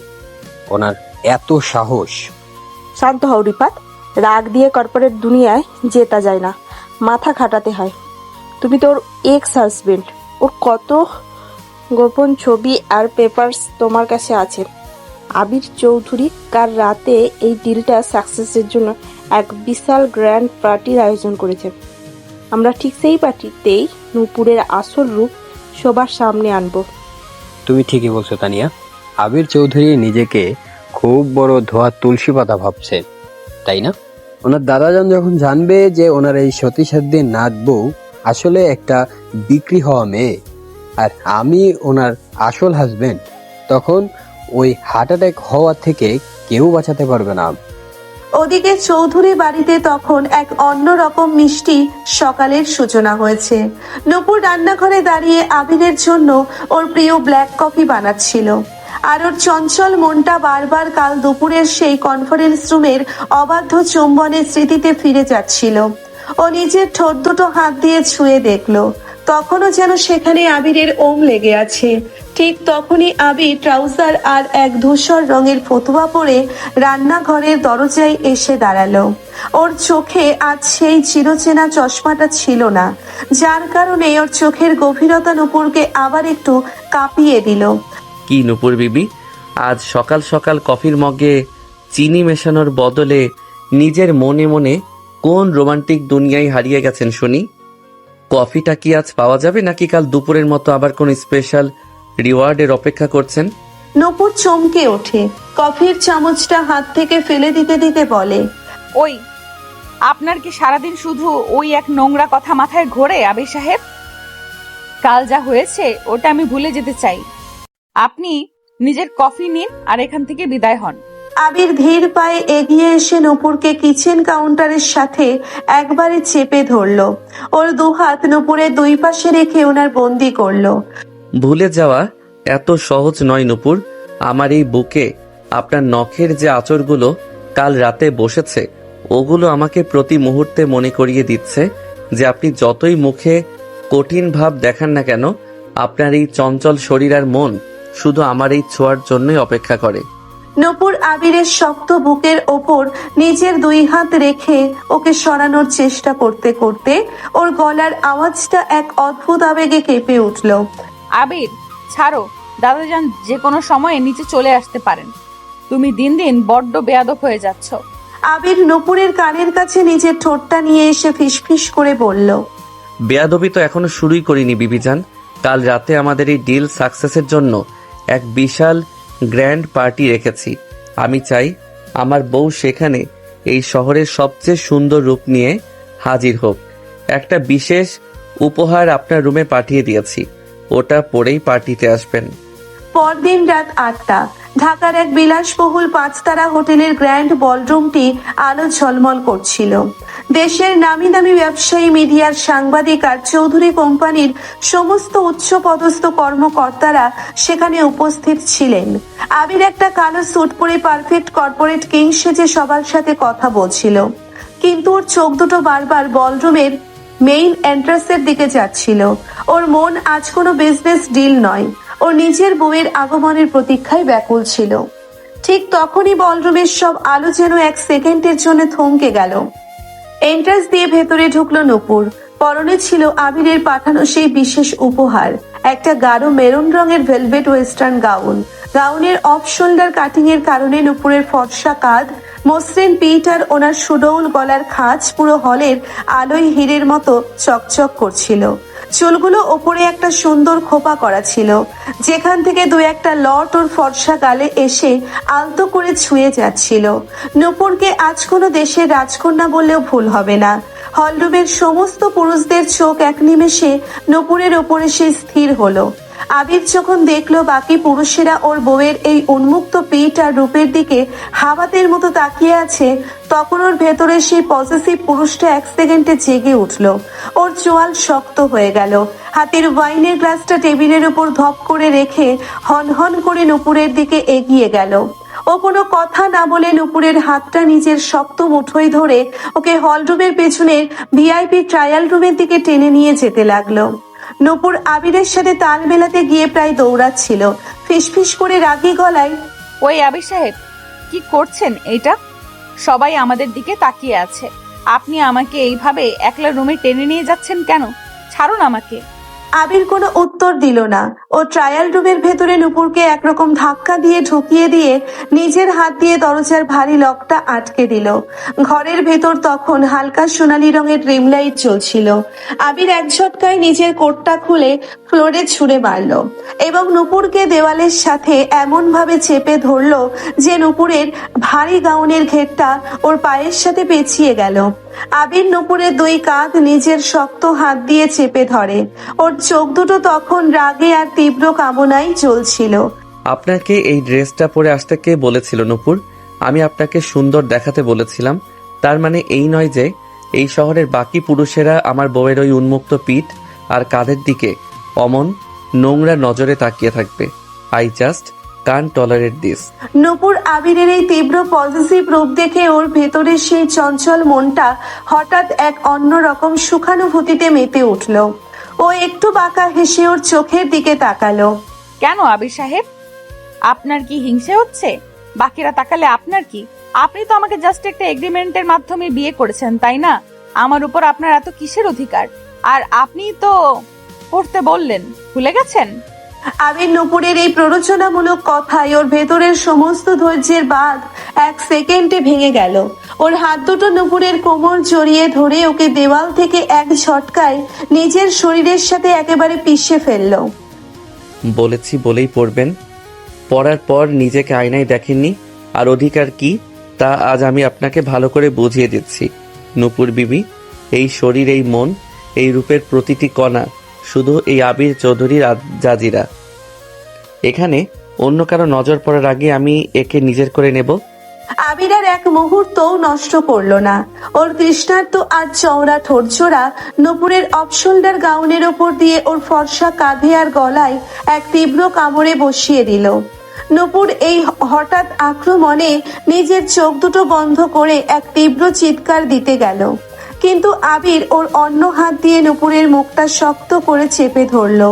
আবিরের ঠোঁটের উষ্ণতা আর ওর দাঁতের আলতো কামড় নূপুরের গলায় নরম চামড়ায় এক তীব্র বিদ্যুতের তরঙ্গ তৈরি করলো।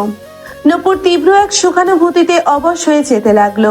ওর হাত দুটো আপনা আপনি আবিরের শার্টের ভেতরের পিঠের চামড়া নখ দিয়ে শক্ত করে আঁকড়ে ধরলো। আবির নূপুরের মুখ থেকে হাতটা সরিয়ে নিয়ে ও ঠোঁট দুটোকে নিজের মুখের ভেতর টেনে নিল। এবারের চুম্বন কাল দুপুরের চেয়েও 1000 গুণ বেশি তীব্র, দীর্ঘ আর ব্যাকুল ছিল। আবির নূপুরের নিচের ঠোঁটটা নিজের দাঁত দিয়ে আলতো করে কামড়ে ধরে ওটার ভেতরের সমস্ত মধু চুষে নিতে লাগলো, যেন ওর এই চঞ্চল বউটাকে একেবারে নিজের আত্মার সাথে মিশিয়ে নেবে। নূপুরও ওর এই অবাধ্য ভালোবাসার বন্যায় নিজের সমস্ত জেদ আর অহংকার ভাসিয়ে দিল। ও আবিরের চুলে নিজের আঙ্গুলগুলো গলিয়ে দিয়ে ওনাকে আরো গভীরে টেনে নিল। ট্রায়াল রুমের সেই মায়াবী আলোয় দুই শরীরের উত্তাপ যেন বাড়তে লাগলো। আবিরের হাত দুটি নুপুরের গাউনের পেছনের চেইনটা আলতো করে নিচে নামিয়ে দিল, যার ফলে নুপুরের ফর্সা আর মসৃণ পিঠটা আবিরের হাতের তালুর নিচে সরাসরি চলে এলো। আবিরের গরম হাতের ছোঁয়া নুপুরের পিঠে লাগতেই ওর পুরো শরীর এক তীব্র কাঁপনে কেঁপে উঠল। ওরা দুজনেই ভুলে গিয়েছিল যে বাইরে এক বিশাল পার্টি চলছে, ভুলে গিয়েছিল ওদের মাঝখানে সেই অতীতের কালো ইতিহাস। ওদের এই নিবিড় আর দীর্ঘ রোম্যান্স যেন এক অনন্তকালের বাসর ঘরে পরিণত হয়েছিল, যেখানে কেবল ওদের দ্রুত চলতে থাকা নিঃশ্বাসের শব্দ আর ঠোঁটের মিলনের শব্দ ছাড়া আর কোনো কিছুর অস্তিত্ব ছিল না।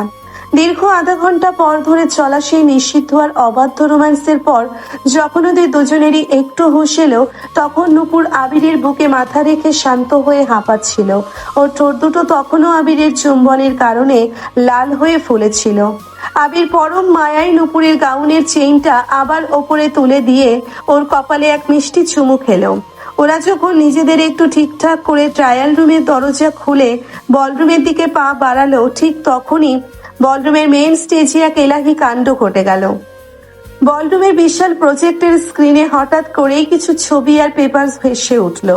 সেখানে নূপুর আর রিফাতের পুরনো বিয়ের ছবি, ওদের কাবিননামা, আর একপাশে আবিরের সাথে নূপুরের করা সেই 3 বছরের এগ্রিমেন্ট পেপারের কপি বড় বড় অক্ষরে মিডিয়ার সামনে স্ক্রিনশট আকারে দেখানো হচ্ছিল। পুরো হলরুমে এক মুহূর্তের মধ্যে এক বিশাল শোরগোল শুরু হয়ে গেল। সাংবাদিকরা ক্যামেরা নিয়ে স্টেজের দিকে ছুটে গেল। স্টেজের মাঝখানে দাঁড়িয়ে ছিল রিফাত আর তানিয়া, ওদের হাতে ছিল মাইক। রিফাত মাইকে গলার আওয়াজ ফুলিয়ে পুরো হলের দিকে তাকিয়ে বলল, লেডিস অ্যান্ড জেন্টলম্যান, আপনারা যাকে আর চৌধুরী গ্রুপের ক্রিয়েটিভ হেড আর আবির চৌধুরীর নতুন বউ ভেবে সম্মান করছেন, ওনার আসল রূপটা দেখুন। এই নূপুর আসলে আমার বিবাহিতা স্ত্রী। ও টাকার জন্য, এই 10 লাখ টাকার চুক্তির জন্য আমাকে ডিভোর্স দিয়ে আবির চৌধুরী বিছানায় এসে উঠেছে। ও একটা লোভী আর চরিত্রহীন মেয়ে। একদম ঠিক। আবির চৌধুরী ওনার টাকার গরমে একটা বিবাহিত মেয়েকে কিনে এনে ওনার দাদাজানের সামনে সতী সেজে নাটক করাচ্ছেন। এই চৌধুরী কোম্পানির আসল ইজ্জত আজ ধুলোয় মিশে গেছে।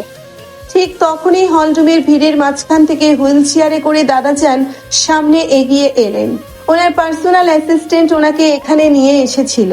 স্ক্রিনের ওই ছবি আর রিফাতের এই নোংরা কথাগুলো শুনে দাদাজানের ফর্সা মুখটা 1 সেকেন্ডে নীল হয়ে গেল।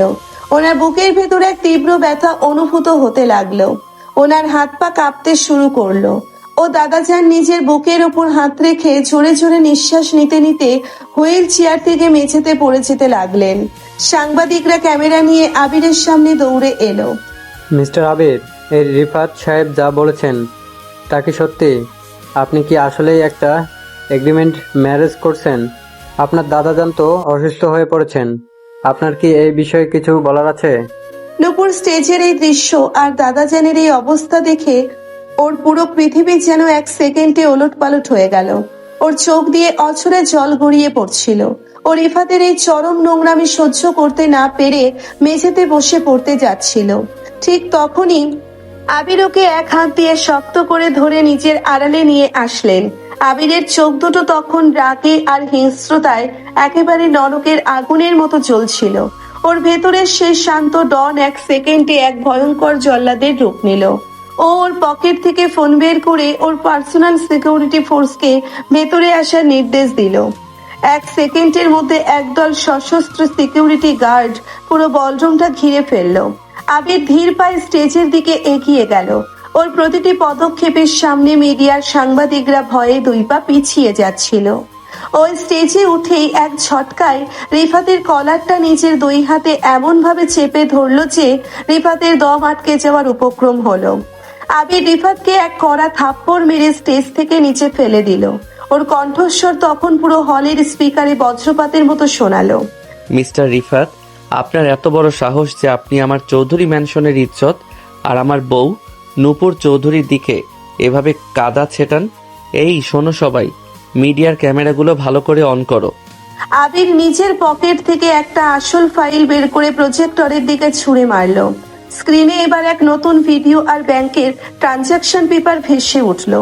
সেখানে পরিষ্কার দেখা যাচ্ছিল যে রিফাত কিভাবে বাজারে 25 লাখ টাকা ঋণ করে নিজের প্রাণ বাঁচাতে নূপুরকে ইমোশনাল ব্ল্যাকমেল করেছিল এবং আবিরের অ্যাকাউন্ট থেকে 10 লাখ টাকা নিজের পার্সোনাল অ্যাকাউন্টে ট্রান্সফার করিয়ে নিয়েছিল।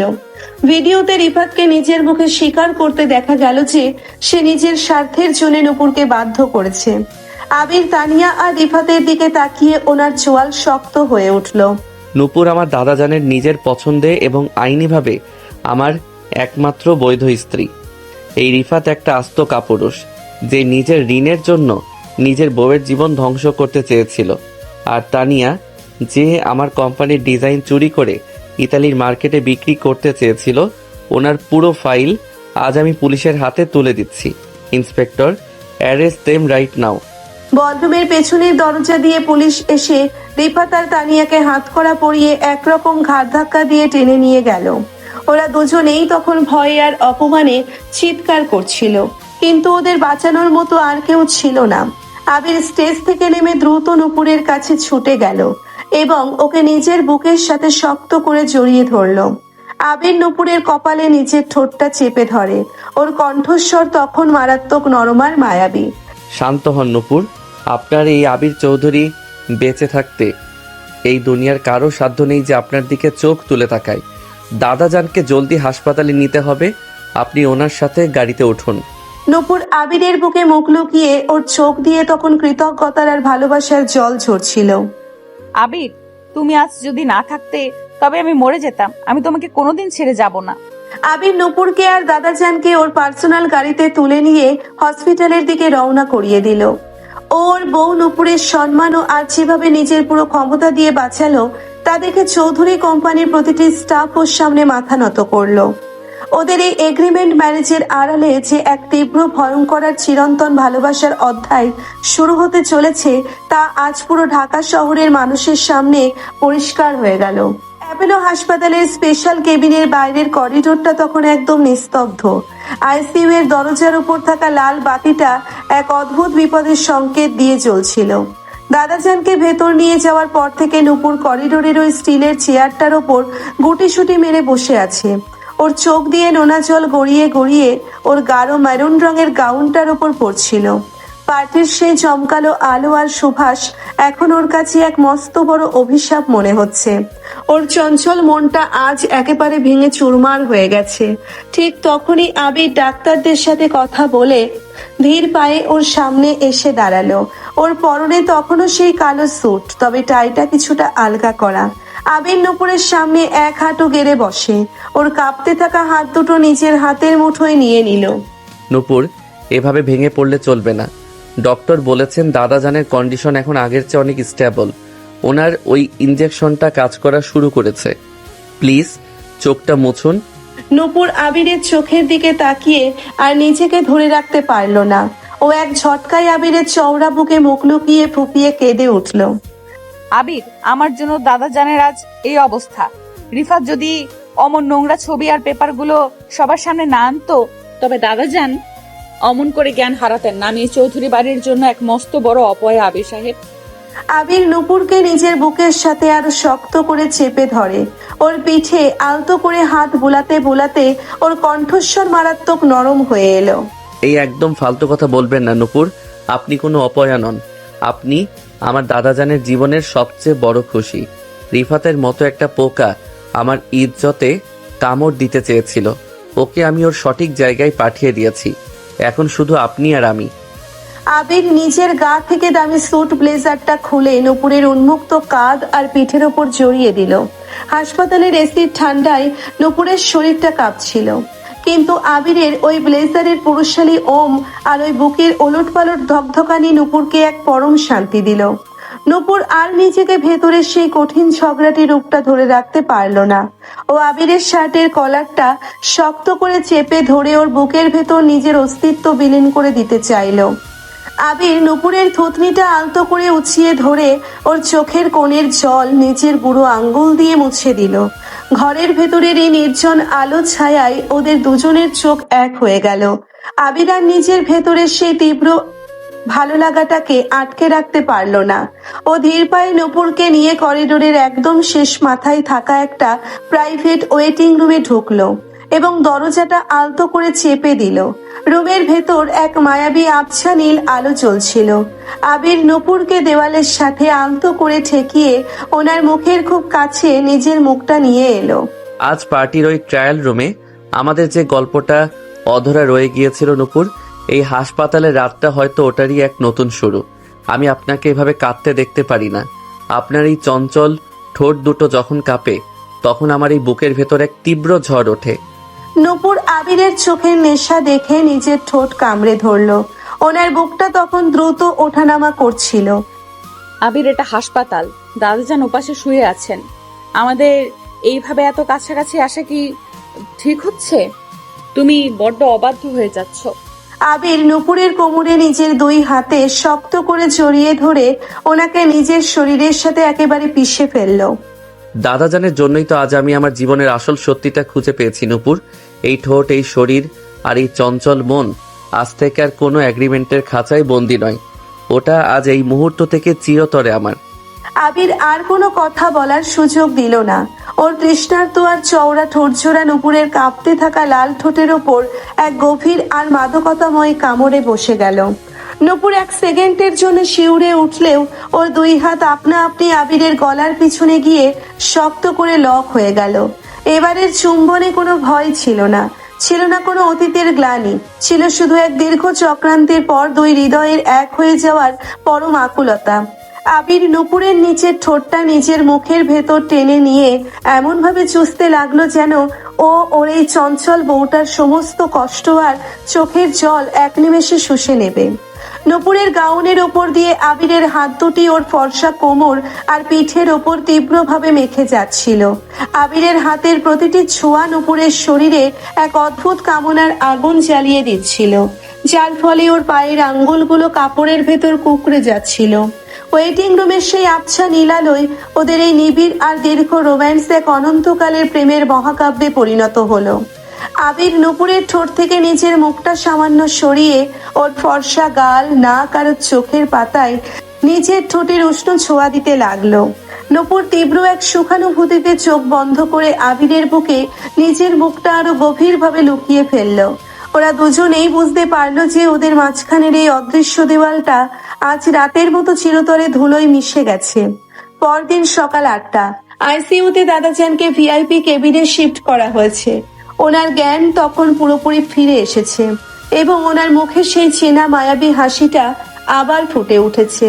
নূপুর সকাল সকাল ফ্রেশ হয়ে একটা সাধারণ সুতির শাড়ি পরে দাদাজানের পাশে বসে ওনার হাতটা মাসাজ করে দিচ্ছিল। আবির এক কোণে দাঁড়িয়ে ওনাদের এই সুন্দর দৃশ্য দেখে মনে মনে এক পরম তৃপ্তি অনুভব করছিল।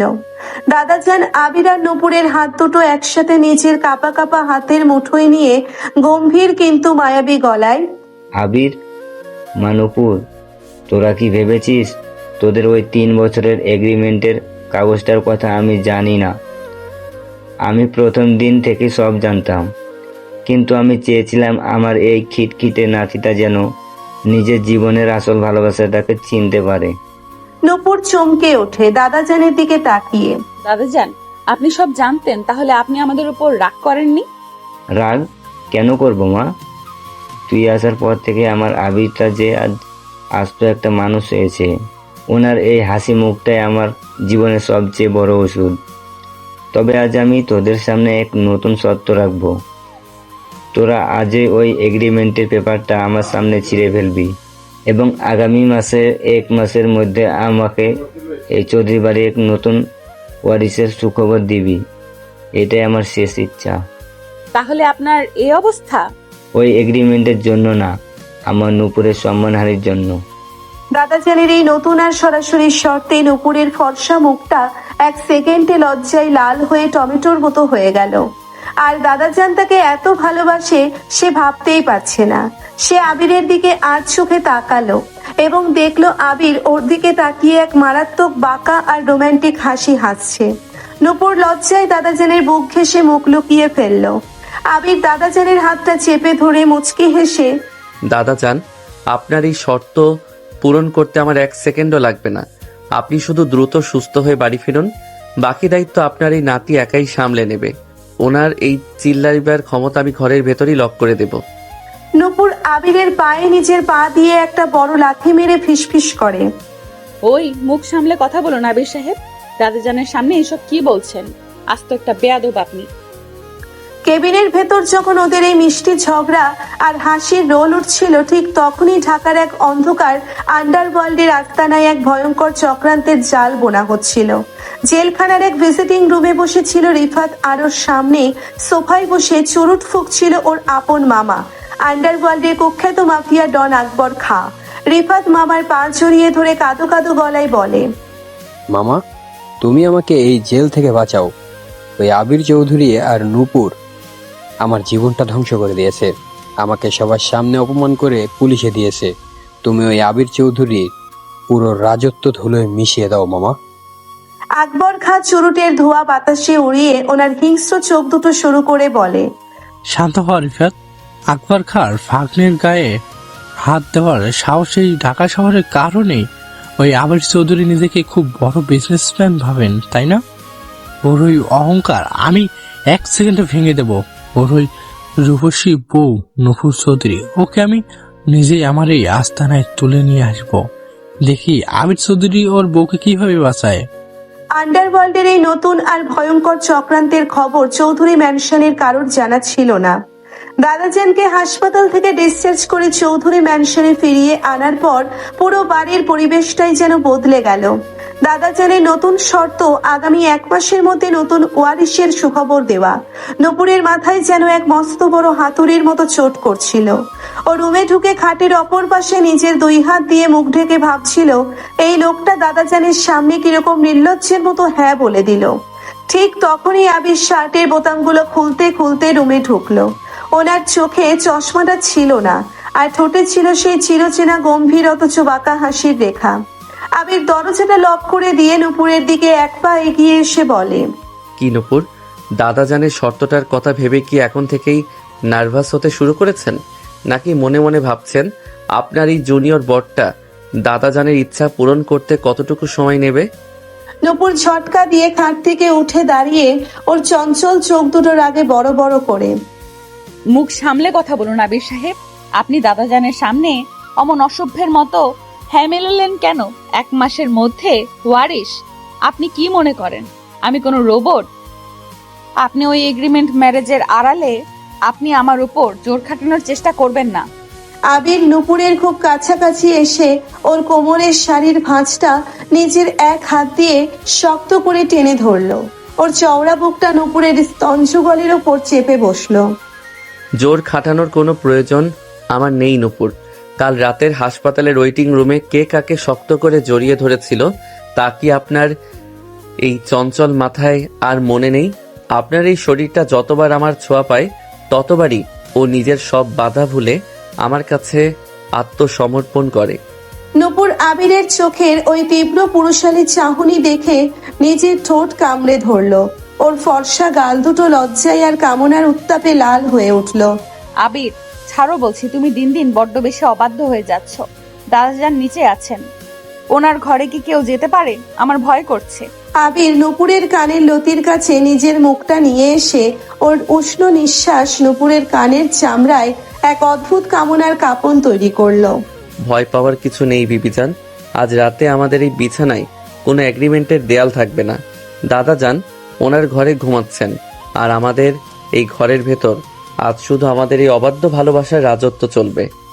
আবির আর কোনো কথা না বলে নূপুরকে এক ঝটকায় নিজের কোলের উপর তুলে নিল এবং ওকে বিছানার নরম গদির উপর শুইয়ে দিল। নূপুরের সুতির শাড়ির আঁচলটা আপনা আপনি ওর ফর্সা শরীর থেকে খসে মেঝেতে পড়ে গেল। আবির নূপুরের ওপর নিজের পুরো শরীরটা সঁপে দিয়ে ওর কাঁপতে থাকা ঠোঁটজোড়ার উপর নিজের ঠোঁটের গভীর আর মাদকতাময় শিলমুখ রেখে দিল। এবারে চুম্বনে কোনো শর্ত ছিল না, ছিল না কোনো অতীতের ভয়, ছিল শুধু দাদাজানের সেই শর্ত পূরণের এক তীব্র দীর্ঘ আর আদিম ব্যাকুলতা। নূপুরও ওর এই ভালোবাসার ঝড়ে নিজের সমস্ত রাগ ভুলে আবিরের পিঠটা নিজের 2 হাত দিয়ে শক্ত করে জড়িয়ে ধরলো। ঘরের নীল আলোয় ওদের এই নিউ ম্যারেড লাইফের প্রথম রাতটা এক তীব্র রোম্যান্সের মহাকাব্যে রূপ নিতে শুরু করলো। পরের দিন সকাল 10টা। আবির ও নূপুর দুজনেই অফিসে এসে নিজেদের কাজে ব্যস্ত হয়ে পড়েছিল। গত রাতে সেই মধুর স্মৃতির কারণে নূপুরের মুখে আজ এক অদ্ভুত মায়াবী লাবণ্য ফুটে উঠেছিল, যা দেখে অফিসের বাকি স্টাফরা মনে মনে হাসছিল, কেউ কেউ মজা করছিল। কিন্তু ওদিকে ঢাকার আন্ডারওয়ার্ল্ডের ডন আকবর খা ওনার ভাগ্নে রিফাতের প্রতিশোধ নেওয়ার জন্যে ওনার প্রথম চালটা চালতে শুরু করে দিল। ওনার কিছু লোক অলরেডি সাধারণ ড্রেস পরে চৌধুরী কোম্পানির মেইন গেটের বাইরে পজিশন নিয়েছিল। আকবর খা ওনার ডান হাত কালুকে ফোন করে ওনার কর্কশ গলায় আদেশ দিলেন, কালু, ওই আবির চৌধুরীকে আজ এমন একটা চোট দে যান ওর নিজের বউকে বাঁচানোর কথা ভাবার আগেও 10 বার কাঁদে। আজ দুপুরে যখন ওই নূপুর চৌধুরী লাঞ্চের পর অফিসের পেছনের পার্কিং লটে ওর গাড়ির দিকে যাবে, ঠিক তখনই ওকে তুলে নিয়ে আসবি, কোনো ভুল যেন না হয়। আপনি কোনো চিন্তা করবেন না বড় ভাই, আমাদের লোক অলরেডি পার্কিং লটে রেডি আছে। ওই বড় লোকের বউ আজ আমাদের আস্তানায় এসে আমাদের রিফাত ভাইয়ের পায়ের নিচে বসে কাঁদবে। দুপুরের দিকে নূপুরের নতুন প্রজেক্টের কিছু জরুরি ফাইল নেওয়ার জন্য নিজের কেবিন থেকে বের হয়ে পেছনের ভিআইপি পার্কিং লটের দিকে যাচ্ছিলেন। চারিদিকটা তখন বেশ নিস্তব্ধ ছিল, কারণ অফিসের বেশিরভাগ স্টাফরাই লাঞ্চ করতে বাইরে গিয়েছিল। নূপুরের গাড়ির লকটা খুলতে যাবেন, ঠিক তখনই 4-5 জন কালো মুখোশধারী লোক ওকে চারদিক থেকে ঘিরে ফেললো। ওরা নূপুরের মুখে একটা ক্লোরোফর্ম মাখানো রুমাল চেপে ধরার চেষ্টা করলো। নূপুর চমকে উঠে ওর চঞ্চল বুদ্ধি দিয়ে 1 সেকেন্ডে পরিস্থিতিটা বুঝে নিল এবং নিজের হাতের ভারী ফাইলটা দিয়ে প্রথম লোকটার মুখে কড়া এক চোট মারলো। ওই তোরা কারা? আমার গায়ে হাত দেওয়ার সাহস তোদের কে দিল? সিকিউরিটি, বাঁচান আমাকে। কালো নূপুরের হাতটা এক ঝটকায় মুচড়ে ধরে, ওর মুখটা চেপে ধরে কুৎসিত হেসে বলে, অনেক চিল্লাইছিস সরি, আজকে তোর ওই বড়লোক স্বামী আবির চৌধুরী তোকে বাঁচাতে পারবে না আমাদের হাত থেকে। চল আমাদের সাথে। নূপুর নিজের পুরো শক্তি দিয়ে ওদের সাথে লড়াই করার চেষ্টা করছিলেন, কিন্তু 4 জন জোয়ান পুরুষের শক্তির সামনে ওর চঞ্চল শরীরটা আস্তে আস্তে দুর্বল হয়ে পড়ছিল। ক্লোরোফর্মের তীব্র গন্ধ ওর নাকের ভেতর ঢুকে ওর চোখ দুটো বন্ধ করে দিচ্ছিল। ওরা নূপুরকে একটা কালো মাইক্রোবাসের ভেতর তুলে দরজাটা লক করে দিতে যাবে, ঠিক তখনই পার্কিং লটের মেইন গেট ভেঙে আবির চৌধুরীর দামি ল্যাম্বরগিনি গাড়িটা এসে ওদের মাইক্রোবাসের সামনে এক বিকট শব্দে ব্রেক করলো। আবির গাড়ি থেকে নামতেই ওর চোখ দুটো রাগে আর হিংস্রতায় টকটকে লাল বাঘের মতো হয়ে গেল। ওর হাতের মুষ্টিগুলো শক্ত হয়ে উঠেছিল। ও কোনো কথা না বলে এক লাফে কালুর সামনে এসে দাঁড়ালো এবং ওর চোয়াল বরাবর এক ভয়ঙ্কর ঘুষি মারলো। কালু এক আঘাতে ছিটকে গিয়ে মেঝের উপর আছড়ে পড়লো। আবার বাকি গুন্ডাদের দিকে তাকিয়ে ওর কণ্ঠস্বর তখন পুরো পার্কিং লটে এক জল্লাদের মতো শোনালো, তোদের এত বড় সাহস যে তোরা চৌধুরী ম্যানশনের বউ আর আমার জীবনের একমাত্র ভালোবাসার গায়ে হাত তুলিস? আজ তোদের এই ঢাকা শহরের মাটিতে দাফন করে দেব আমি। আবির নিজের পকেটে থাকা এক বিশেষ মেটাল চেইন বের করে বাকি গুন্ডাদের ওপর এমন এক নৃশংস আক্রমণ শুরু করলো যে ওরা রক্তারক্তি হয়ে পার্কিং লটের মেঝেতে লুটিয়ে পড়তে লাগলো। আবিরের এই রুদ্র রূপ দেখে কালু ওর বাকি খপখত গুন্ডাদের নিয়ে মাইক্রোবাস স্টার্ট দিয়ে কোনো মতে সেখান থেকে যান বাঁচিয়ে পালিয়ে গেল। আবির দ্রুত গাড়ির দিকে এগিয়ে গিয়ে নূপুরকে ওর কোলের মাঝে তুলে নিল। নূপুর তখন আধো ঘুম আর আধো জাগরণের ঘোরে আবিরের শার্টের কলারটা শক্ত করে জড়িয়ে ধরলো। ওর চোখ দিয়ে ভয়ের জল গড়িয়ে পড়ছিল। নূপুর আবিরের বুকে নিজের মুখটা লুকিয়ে কাঁদো কাঁদো গলায় বলল, আবির, ওরা আমাকে তুলে নিয়ে যাচ্ছিল। ওরা বলছিল ওরা আকবর খার লোক, রিফাত ওদের পাঠিয়েছে। আমার বড্ড ভয় করছে। আবির নূপুরকে নিজের বুকের সাথে একেবারে পিষে ফেলে ওর কপালে আর ঠোঁটে এক নিবিড় আর আশ্বাসের চুম্বন খেয়ে বলল, নূপুর শান্ত হন।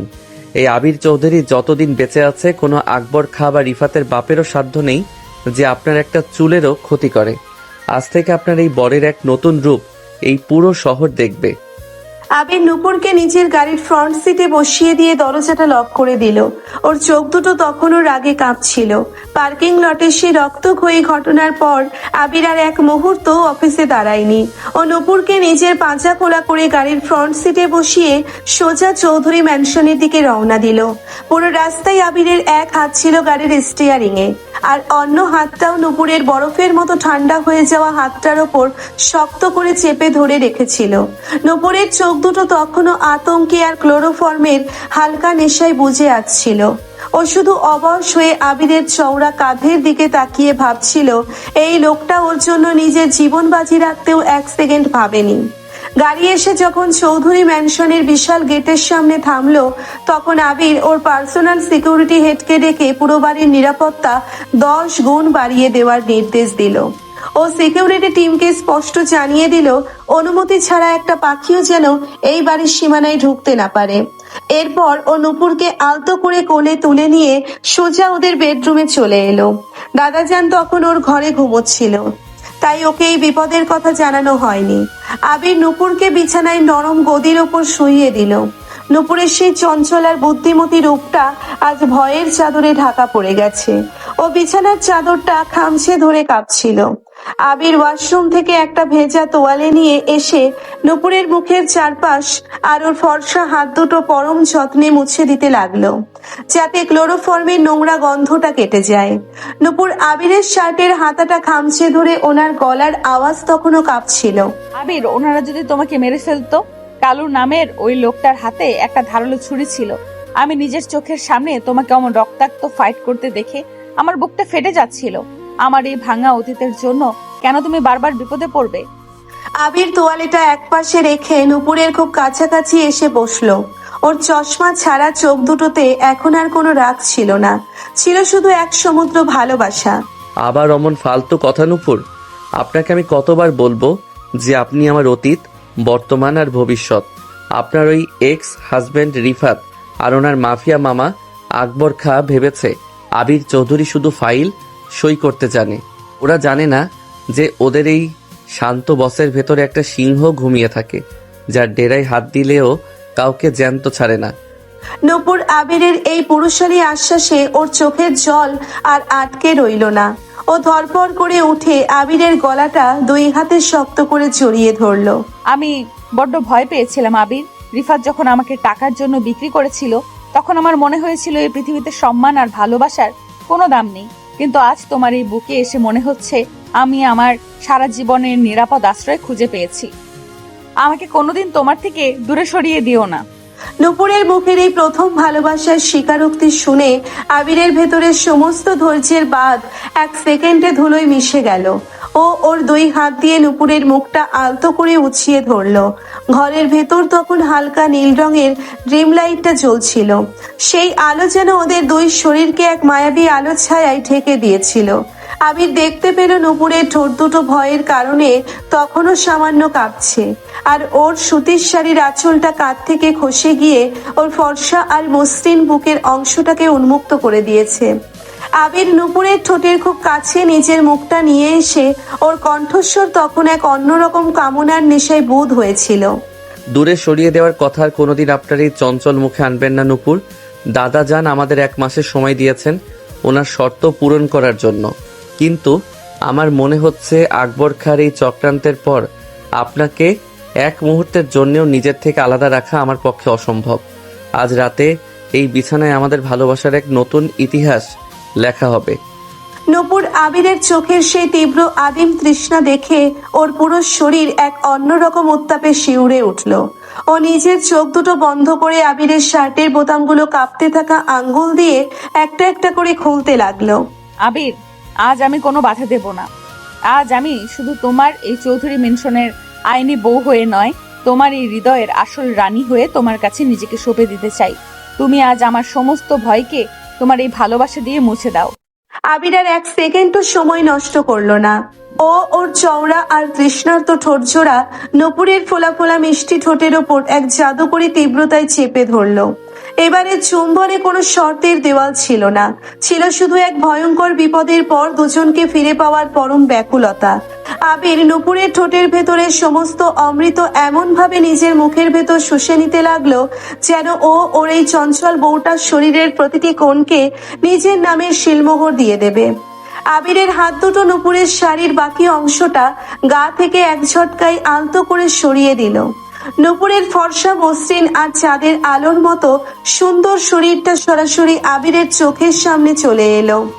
আবিরের গরম হাতের তালু নুপুরের উন্মুক্ত কোমর, পিঠ আর ওর ভরা স্তনযুগলের ওপর তীব্র কামনায় মেখে যেতে লাগলো। আবিরের হাতের প্রতিটি ছোঁয়া নুপুরের ভেতরের সুপ্ত কামনার আগুনকে দাউ দাউ করে জ্বালিয়ে দিল। নুপুর তীব্র এক অপার্থিব সুখানুভূতিতে ওর পিঠটা ধনুকের মতো বাঁকিয়ে নিল, আর ওর হাতের নখগুলো আবিরের চওড়া পিঠের ওপর এক গভীর আঁচড় কেটে দিল। ওয়েটিং রুমের চেয়েও 1000 গুণ বেশি নিবিড় আর দীর্ঘ এক অবাধ্য প্রেমের ঝড়ে মেতে উঠল ওদের এই বেডরুম। আবির ওর ঠোঁট দুটো নুপুরের ঠোঁট থেকে সরিয়ে ওর ফর্সা গলা, কাঁধ আর ওর নাভির নিচের অংশে নিজের উষ্ণ ছোঁয়া আর আলতো কামড়ের দাগ এঁকে দিতে লাগলো। নুপুরের মুখ থেকে তখন এক মৃদু মাদকতাময় গোঙানির আওয়াজ বের হচ্ছিল, যা আবিরকে আরো বেশি হিংস্র আর ব্যাকুল করে তুলছিল। ওরা দুজনেই দাদাজানের সেই শর্তের কথা মনে রেখে এক নতুন প্রাণের স্পন্দন তৈরি করার নেশায় নিজেদের সম্পূর্ণ অস্তিত্বকে বিলীন করে দিল। ঘরের এসির ঠান্ডা হাওয়ায় ওদের শরীরের এই তীব্র কামনার আগুনকে শান্ত করতে পারছিল না। পরের দিন সকালে সূর্যটা যখন চৌধুরী ম্যানশনের জানালার পর্দা ভেদ করে ঘরের ভেতর এসে পড়ল, তখন নুপুর আবিরের চওড়া বুকের ওপর নিজের মাথাটা রেখে শান্তিতে ঘুমাচ্ছিল। ওর ফর্সা পিঠে আর গলায় আবিরের গত রাতের ভালোবাসার লালচে দাগগুলো স্পষ্ট হয়ে জ্বলছিল। আবির চোখ খুলে নুপুরের নিষ্পাপ আর মায়াবী রূপ দেখে ওর কপালে এক পরম যত্নের চুম্বন খেলো। ও মনে মনে প্রতিজ্ঞা করলো এই চঞ্চল মেয়েটার হাসি মুখ বাঁচাতে ও এই পুরো পৃথিবীর সাথে যুদ্ধ করতে রাজি। কিন্তু ওদিকে আন্ডারওয়ার্ল্ডের আস্তানায় আকবর খা ওর লোক কালোর মুখে আবিরের এই রুদ্ররূপ আর ওদের প্ল্যান ক্যান্সেল হওয়ার খবর শুনে রাগে ওর চুরুটটা হাতের মাঝেই গুঁড়ো করে ফেললেন। ওর হিংস্র চোখ দুটো তখন প্রতিশোধের নেশায় টকটকে লাল হয়ে উঠেছিল। আকবর খা টেবিলের ওপর এক কড়া চাপড় মেরে কর্কশ গলায় গর্জে উঠলেন, ওই আবির চৌধুরী এত বড় লাট সাহেব হয়ে গেছে যে আমার লোককে ওর নিজের এরিয়ায় ঢুকে মারে। আর ওই নুপুর ছুরি নিজেকে খুব বড় রানী ভাবছে, তাই না? কালু, এবার আমরা সামনাসামনি কোনো ফাইট করব না। এবার আমরা চৌধুরী ম্যানশনের সবচেয়ে দুর্বল জায়গায় আঘাত করব। ওর ওই অসুস্থ বুড়ো দাদা জানেই হবে আমাদের পরবর্তী খুঁটি। বড় ভাই, কি করতে হবে বলুন? আমাদের লোক রেডি, ওদের বাড়ির চারপাশে খবরের ওপর নজর রাখছে। ওই বুড়োটার ঘরে আজ বিকেলের মধ্যে এক বিশেষ বিষাক্ত চিঠি পাঠাবি। সেখানে পরিষ্কার লেখা থাকবে যে ওর আদরের নাত বউ আসলে একটা বিক্রি হওয়া মেয়ে, আর ওর নাতি ওকে মৃত্যুর মুখ থেকে বাঁচাতে এক নকল বিয়ের নাটক ফেঁদেছিল। এই সত্যিটা জানার পর ওই বুড়োটার হার্ট অলরেডি ব্ল্যাক হয়ে যাবে, আর যখন বাড়ি জুড়ে কান্নার রোল উঠবে, ঠিক সেই সুযোগে আমরা ওই নুপুরকে তুলে নিয়ে আসবো। আর এটা সেটা না, এটার মানে বলা হবে সে নিষিদ্ধ পল্লীর। আকবর খার এই নতুন চক্রান্তের জাল বিকালের মধ্যেই চৌধুরী ম্যানশনে ওর বিষাক্ত থাবা বসিয়ে দিল। বিকেলের দিকে দাদাজান যখন ওর ঘরের বারান্দায় বসে চা খাচ্ছিলেন, তখন ওনার পার্সোনাল কেয়ারটেকার ওনার হাতে একটা বেনামি খাম এনে দিল। কেয়ারটেকার বলল গেটের বাইরে এক কুরিয়ার বয় এই চিঠিটা দিয়ে গেছে। দাদাজান চশমাটা নাকের ওপর ঠিক করে খামটা খুললেন। চিঠির ভেতর থাকা রিফাত আর নুপুরের আসল কাবিননামা, এগ্রিমেন্ট পেপারের ফটোকপি আর নিচে বড় বড় অক্ষরে লেখা, আপনার নাতি আবির চৌধুরী আপনাকে মিথ্যা বলে এক নষ্টা মেয়েকে এই বাড়ির বউ বানিয়ে এনেছে। সে শুধু রিফাতের বউ ছিল না, এর আগে সে বেশ্যাপল্লীতে ছিল। এই লাইনগুলো পড়ার সাথে সাথে দাদাজানের হাত থেকে চায়ের কাপটা ফ্লোরে পড়ে এক বিকট শব্দে ভেঙে চুরমার হয়ে গেল। ওনার বুকের ভেতর এক তীব্র অসহ্য যন্ত্রণার মোচড় দিয়ে উঠল। ওনার ফর্সা মুখটা এক সেকেন্ডে ফ্যাকাশে হয়ে গেল। এবং ও নিজের দুই হাত দিয়ে বুকটা চেপে ধরে ছটফট করতে করতে মেঝের উপর লুটিয়ে পড়লেন। ঠিক তখনই নূপুর রান্নাঘর থেকে দাদাজানের জন্য নতুন সুজি নিয়ে ওনার ঘরের দিকে আসছিলেন। চায়ের কাপ ভাঙার শব্দ শুনে ওর চঞ্চল মনটা এক অজানা আশঙ্কায় ধক করে উঠল। ও দৌড়ে দাদাজানের রুমে ঢুকে যা দেখলো, ওর হাতের বাটিটা ফ্লোরে পড়ে গেল। দাদাজান মেঝেতে পড়ে ছটফট করছেন আর ওনার হাতের পাশে সেই বিষাক্ত চিঠির পেপারগুলো ছড়ানো। নূপুর এক তীব্র চিৎকার দিয়ে দাদাজানের কাছে ছুটে গিয়ে ওনার মাথাটা নিজের কোলের ওপর তুলে নিল। ওর চোখ দিয়ে তখন ভয়ের জল বন্যা হয়ে নামছিল। দাদাজান, দাদাজান, চোখ খুলুন। কি হয়েছে আপনার? আবির, আবির, আবির সাহেব জলদি আসুন। আমাদের দাদাজান আর বেঁচে নেই মনে হয়। সিকিউরিটি, ডাক্তারবাবুকে ডাকুন জলদি। নূপুরের এই আর্ত চিৎকারে পুরো চৌধুরী ম্যানশনের শান্ত পরিবেশটা এক সেকেন্ডে এক ভয়ঙ্কর কান্নার রোলে মেতে উঠল। আবির ওর কেবিন থেকে এই চিৎকার শুনে পাগলের মতো দাদাজানের রুমের দিকে ছুটে এলো। ও দেখলো ওর দাদাজান মৃত্যুর মুখে দাঁড়িয়ে আছেন। দাদাজানের এই অবস্থা দেখে আবির এক মুহূর্ত সময় নষ্ট করলো না। ওর পার্সোনাল ডাক্তারকে ফোন করার পাশাপাশি দাদাজানের মুখে কৃত্রিম নিঃশ্বাস দিতে শুরু করলো। নূপুর দাদাজানের হাত পা মালিশ করতে করতে অঝরে কাঁদছিল। ঠিক তখনই ডাক্তার এসে দাদাজানকে এক বিশেষ জরুরি ইনজেকশন দিলেন। কিছুক্ষণ পর দাদাজান একটা দীর্ঘ নিঃশ্বাস নিয়ে ধীর পায়ে চোখ খুললেন। ওর জ্ঞান ফিরে এসেছে দেখে নূপুর ওকে শক্ত করে জড়িয়ে ধরলো। দাদাজান আবির আর নূপুরের হাত দুটো একসাথে জড়িয়ে ধরে অত্যন্ত দুর্বল কিন্তু শান্ত গলায় বলল, আবির, মা নূপুর, তোরা কাঁদিস না। এই চিঠির লেখাগুলো দেখে আমি এক সেকেন্ডের জন্য কষ্ট পেয়েছিলাম সত্যি, কিন্তু আমি তোদের চোখের এই আসল ভালোবাসাটাকে দেখতে পাচ্ছি। রিফাত আর আকবর খা ভেবেছিল ওদের এই নোংরা চক্রান্ত দিয়ে আমাদের এই পরিবারকে ভেঙে দিবে। ওরা জানে না যে ভালোবাসার শক্তি সব চক্রান্তের চেয়ে অনেক উপরে। আবির দাদাজানের হাতটা নিজের কপালে ঠেকিয়ে ওর চোখ দুটো তখন রাগে আর শান্তিতে কাঁপছিল। আপনি কোনো চিন্তা করবেন না দাদাজান, ওদের এই শেষ চালের জবাব আমি আজ এমন ভাবে দেব যে এই ঢাকা শহরে ওদের নাম নেওয়ার মতো আর কেউ থাকবে না।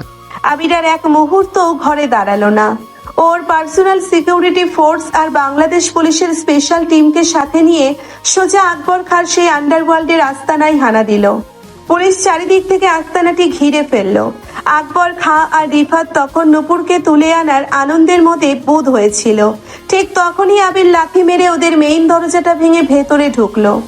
আবির ওর ভেতরের সমস্ত রাগ আর পজিটিভ ভালোবাসা দিয়ে আকবর খাঁ আর রিফাতকে এমন এক উত্তম মধ্যম ধোলাই দিল যে ওরা রক্তারক্তি হয়ে মেঝের ওপর লুটিয়ে পড়লো। পুলিশ এক সেকেন্ডের মধ্যে আকবর খাঁ আর ওর ভাগ্নে রিফাতকে আজীবনের জন্য জেলের ভাত খাওয়ানোর উদ্দেশ্যে হাত করা পরিয়ে ভ্যানে তুলে নিয়ে গেল। ওদের এই চক্রান্তের চিরতরে অবসান ঘটল। সমস্ত ঝড়ঝাপটা শেষ করে 1 মাস পর চৌধুরী ম্যানশনে এক চমৎকার রোদ্দুর মাখা সকালের সূচনা হলো। পুরো বাড়িটা আজ গাঁদা ফুল আর আলো দিয়ে সাজানো হয়েছে। রিফাত আর আকবর খাঁ এখন জেলের অন্ধকার কুঠুরিতে ওদের পাপের শাস্তি ভোগ করছে। তানিয়াকেও অফিস থেকে চিরতরে বরখাস্ত করে জেলের ভাত খাওয়ানো হয়েছে। চৌধুরী কোম্পানির ইন্টারন্যাশনাল প্রজেক্ট এখন সাফল্যের শীর্ষে। আর নূপুর চৌধুরী এখন এই শহরের সবচেয়ে নামী ফ্যাশন ডিজাইনার। বেডরুমের জানালার পাশে দাঁড়িয়ে নূপুর একটি হালকা গোলাপি রঙের শাড়ি পরে নিজের চুলে মায়াবী একটা খোপা করছিল। ওর ফর্সা মুখে আজ কোনো ভয়ের ছায়া ছিল না, ছিল শুধু এক পরম তৃপ্তির লাবণ্য। ঠিক তখনই আবির পেছন থেকে এসে নূপুরের কোমরে নিজের 2 হাত শক্ত করে জড়িয়ে ধরলো এবং ওর কাঁধে নিজের চওড়া মুখটা রাখলো। আবির নূপুরের কানের লতিতে নিজের ঠোঁটটা আলতো করে ছুঁয়ে ওনার কণ্ঠস্বর তখন মারাত্মক রোমান্টিক আর শান্ত গলায় বলে, কি নূপুর বেবি, দাদাজানের সেই 1 মাসের ডেডলাইন কিন্তু আজ শেষ।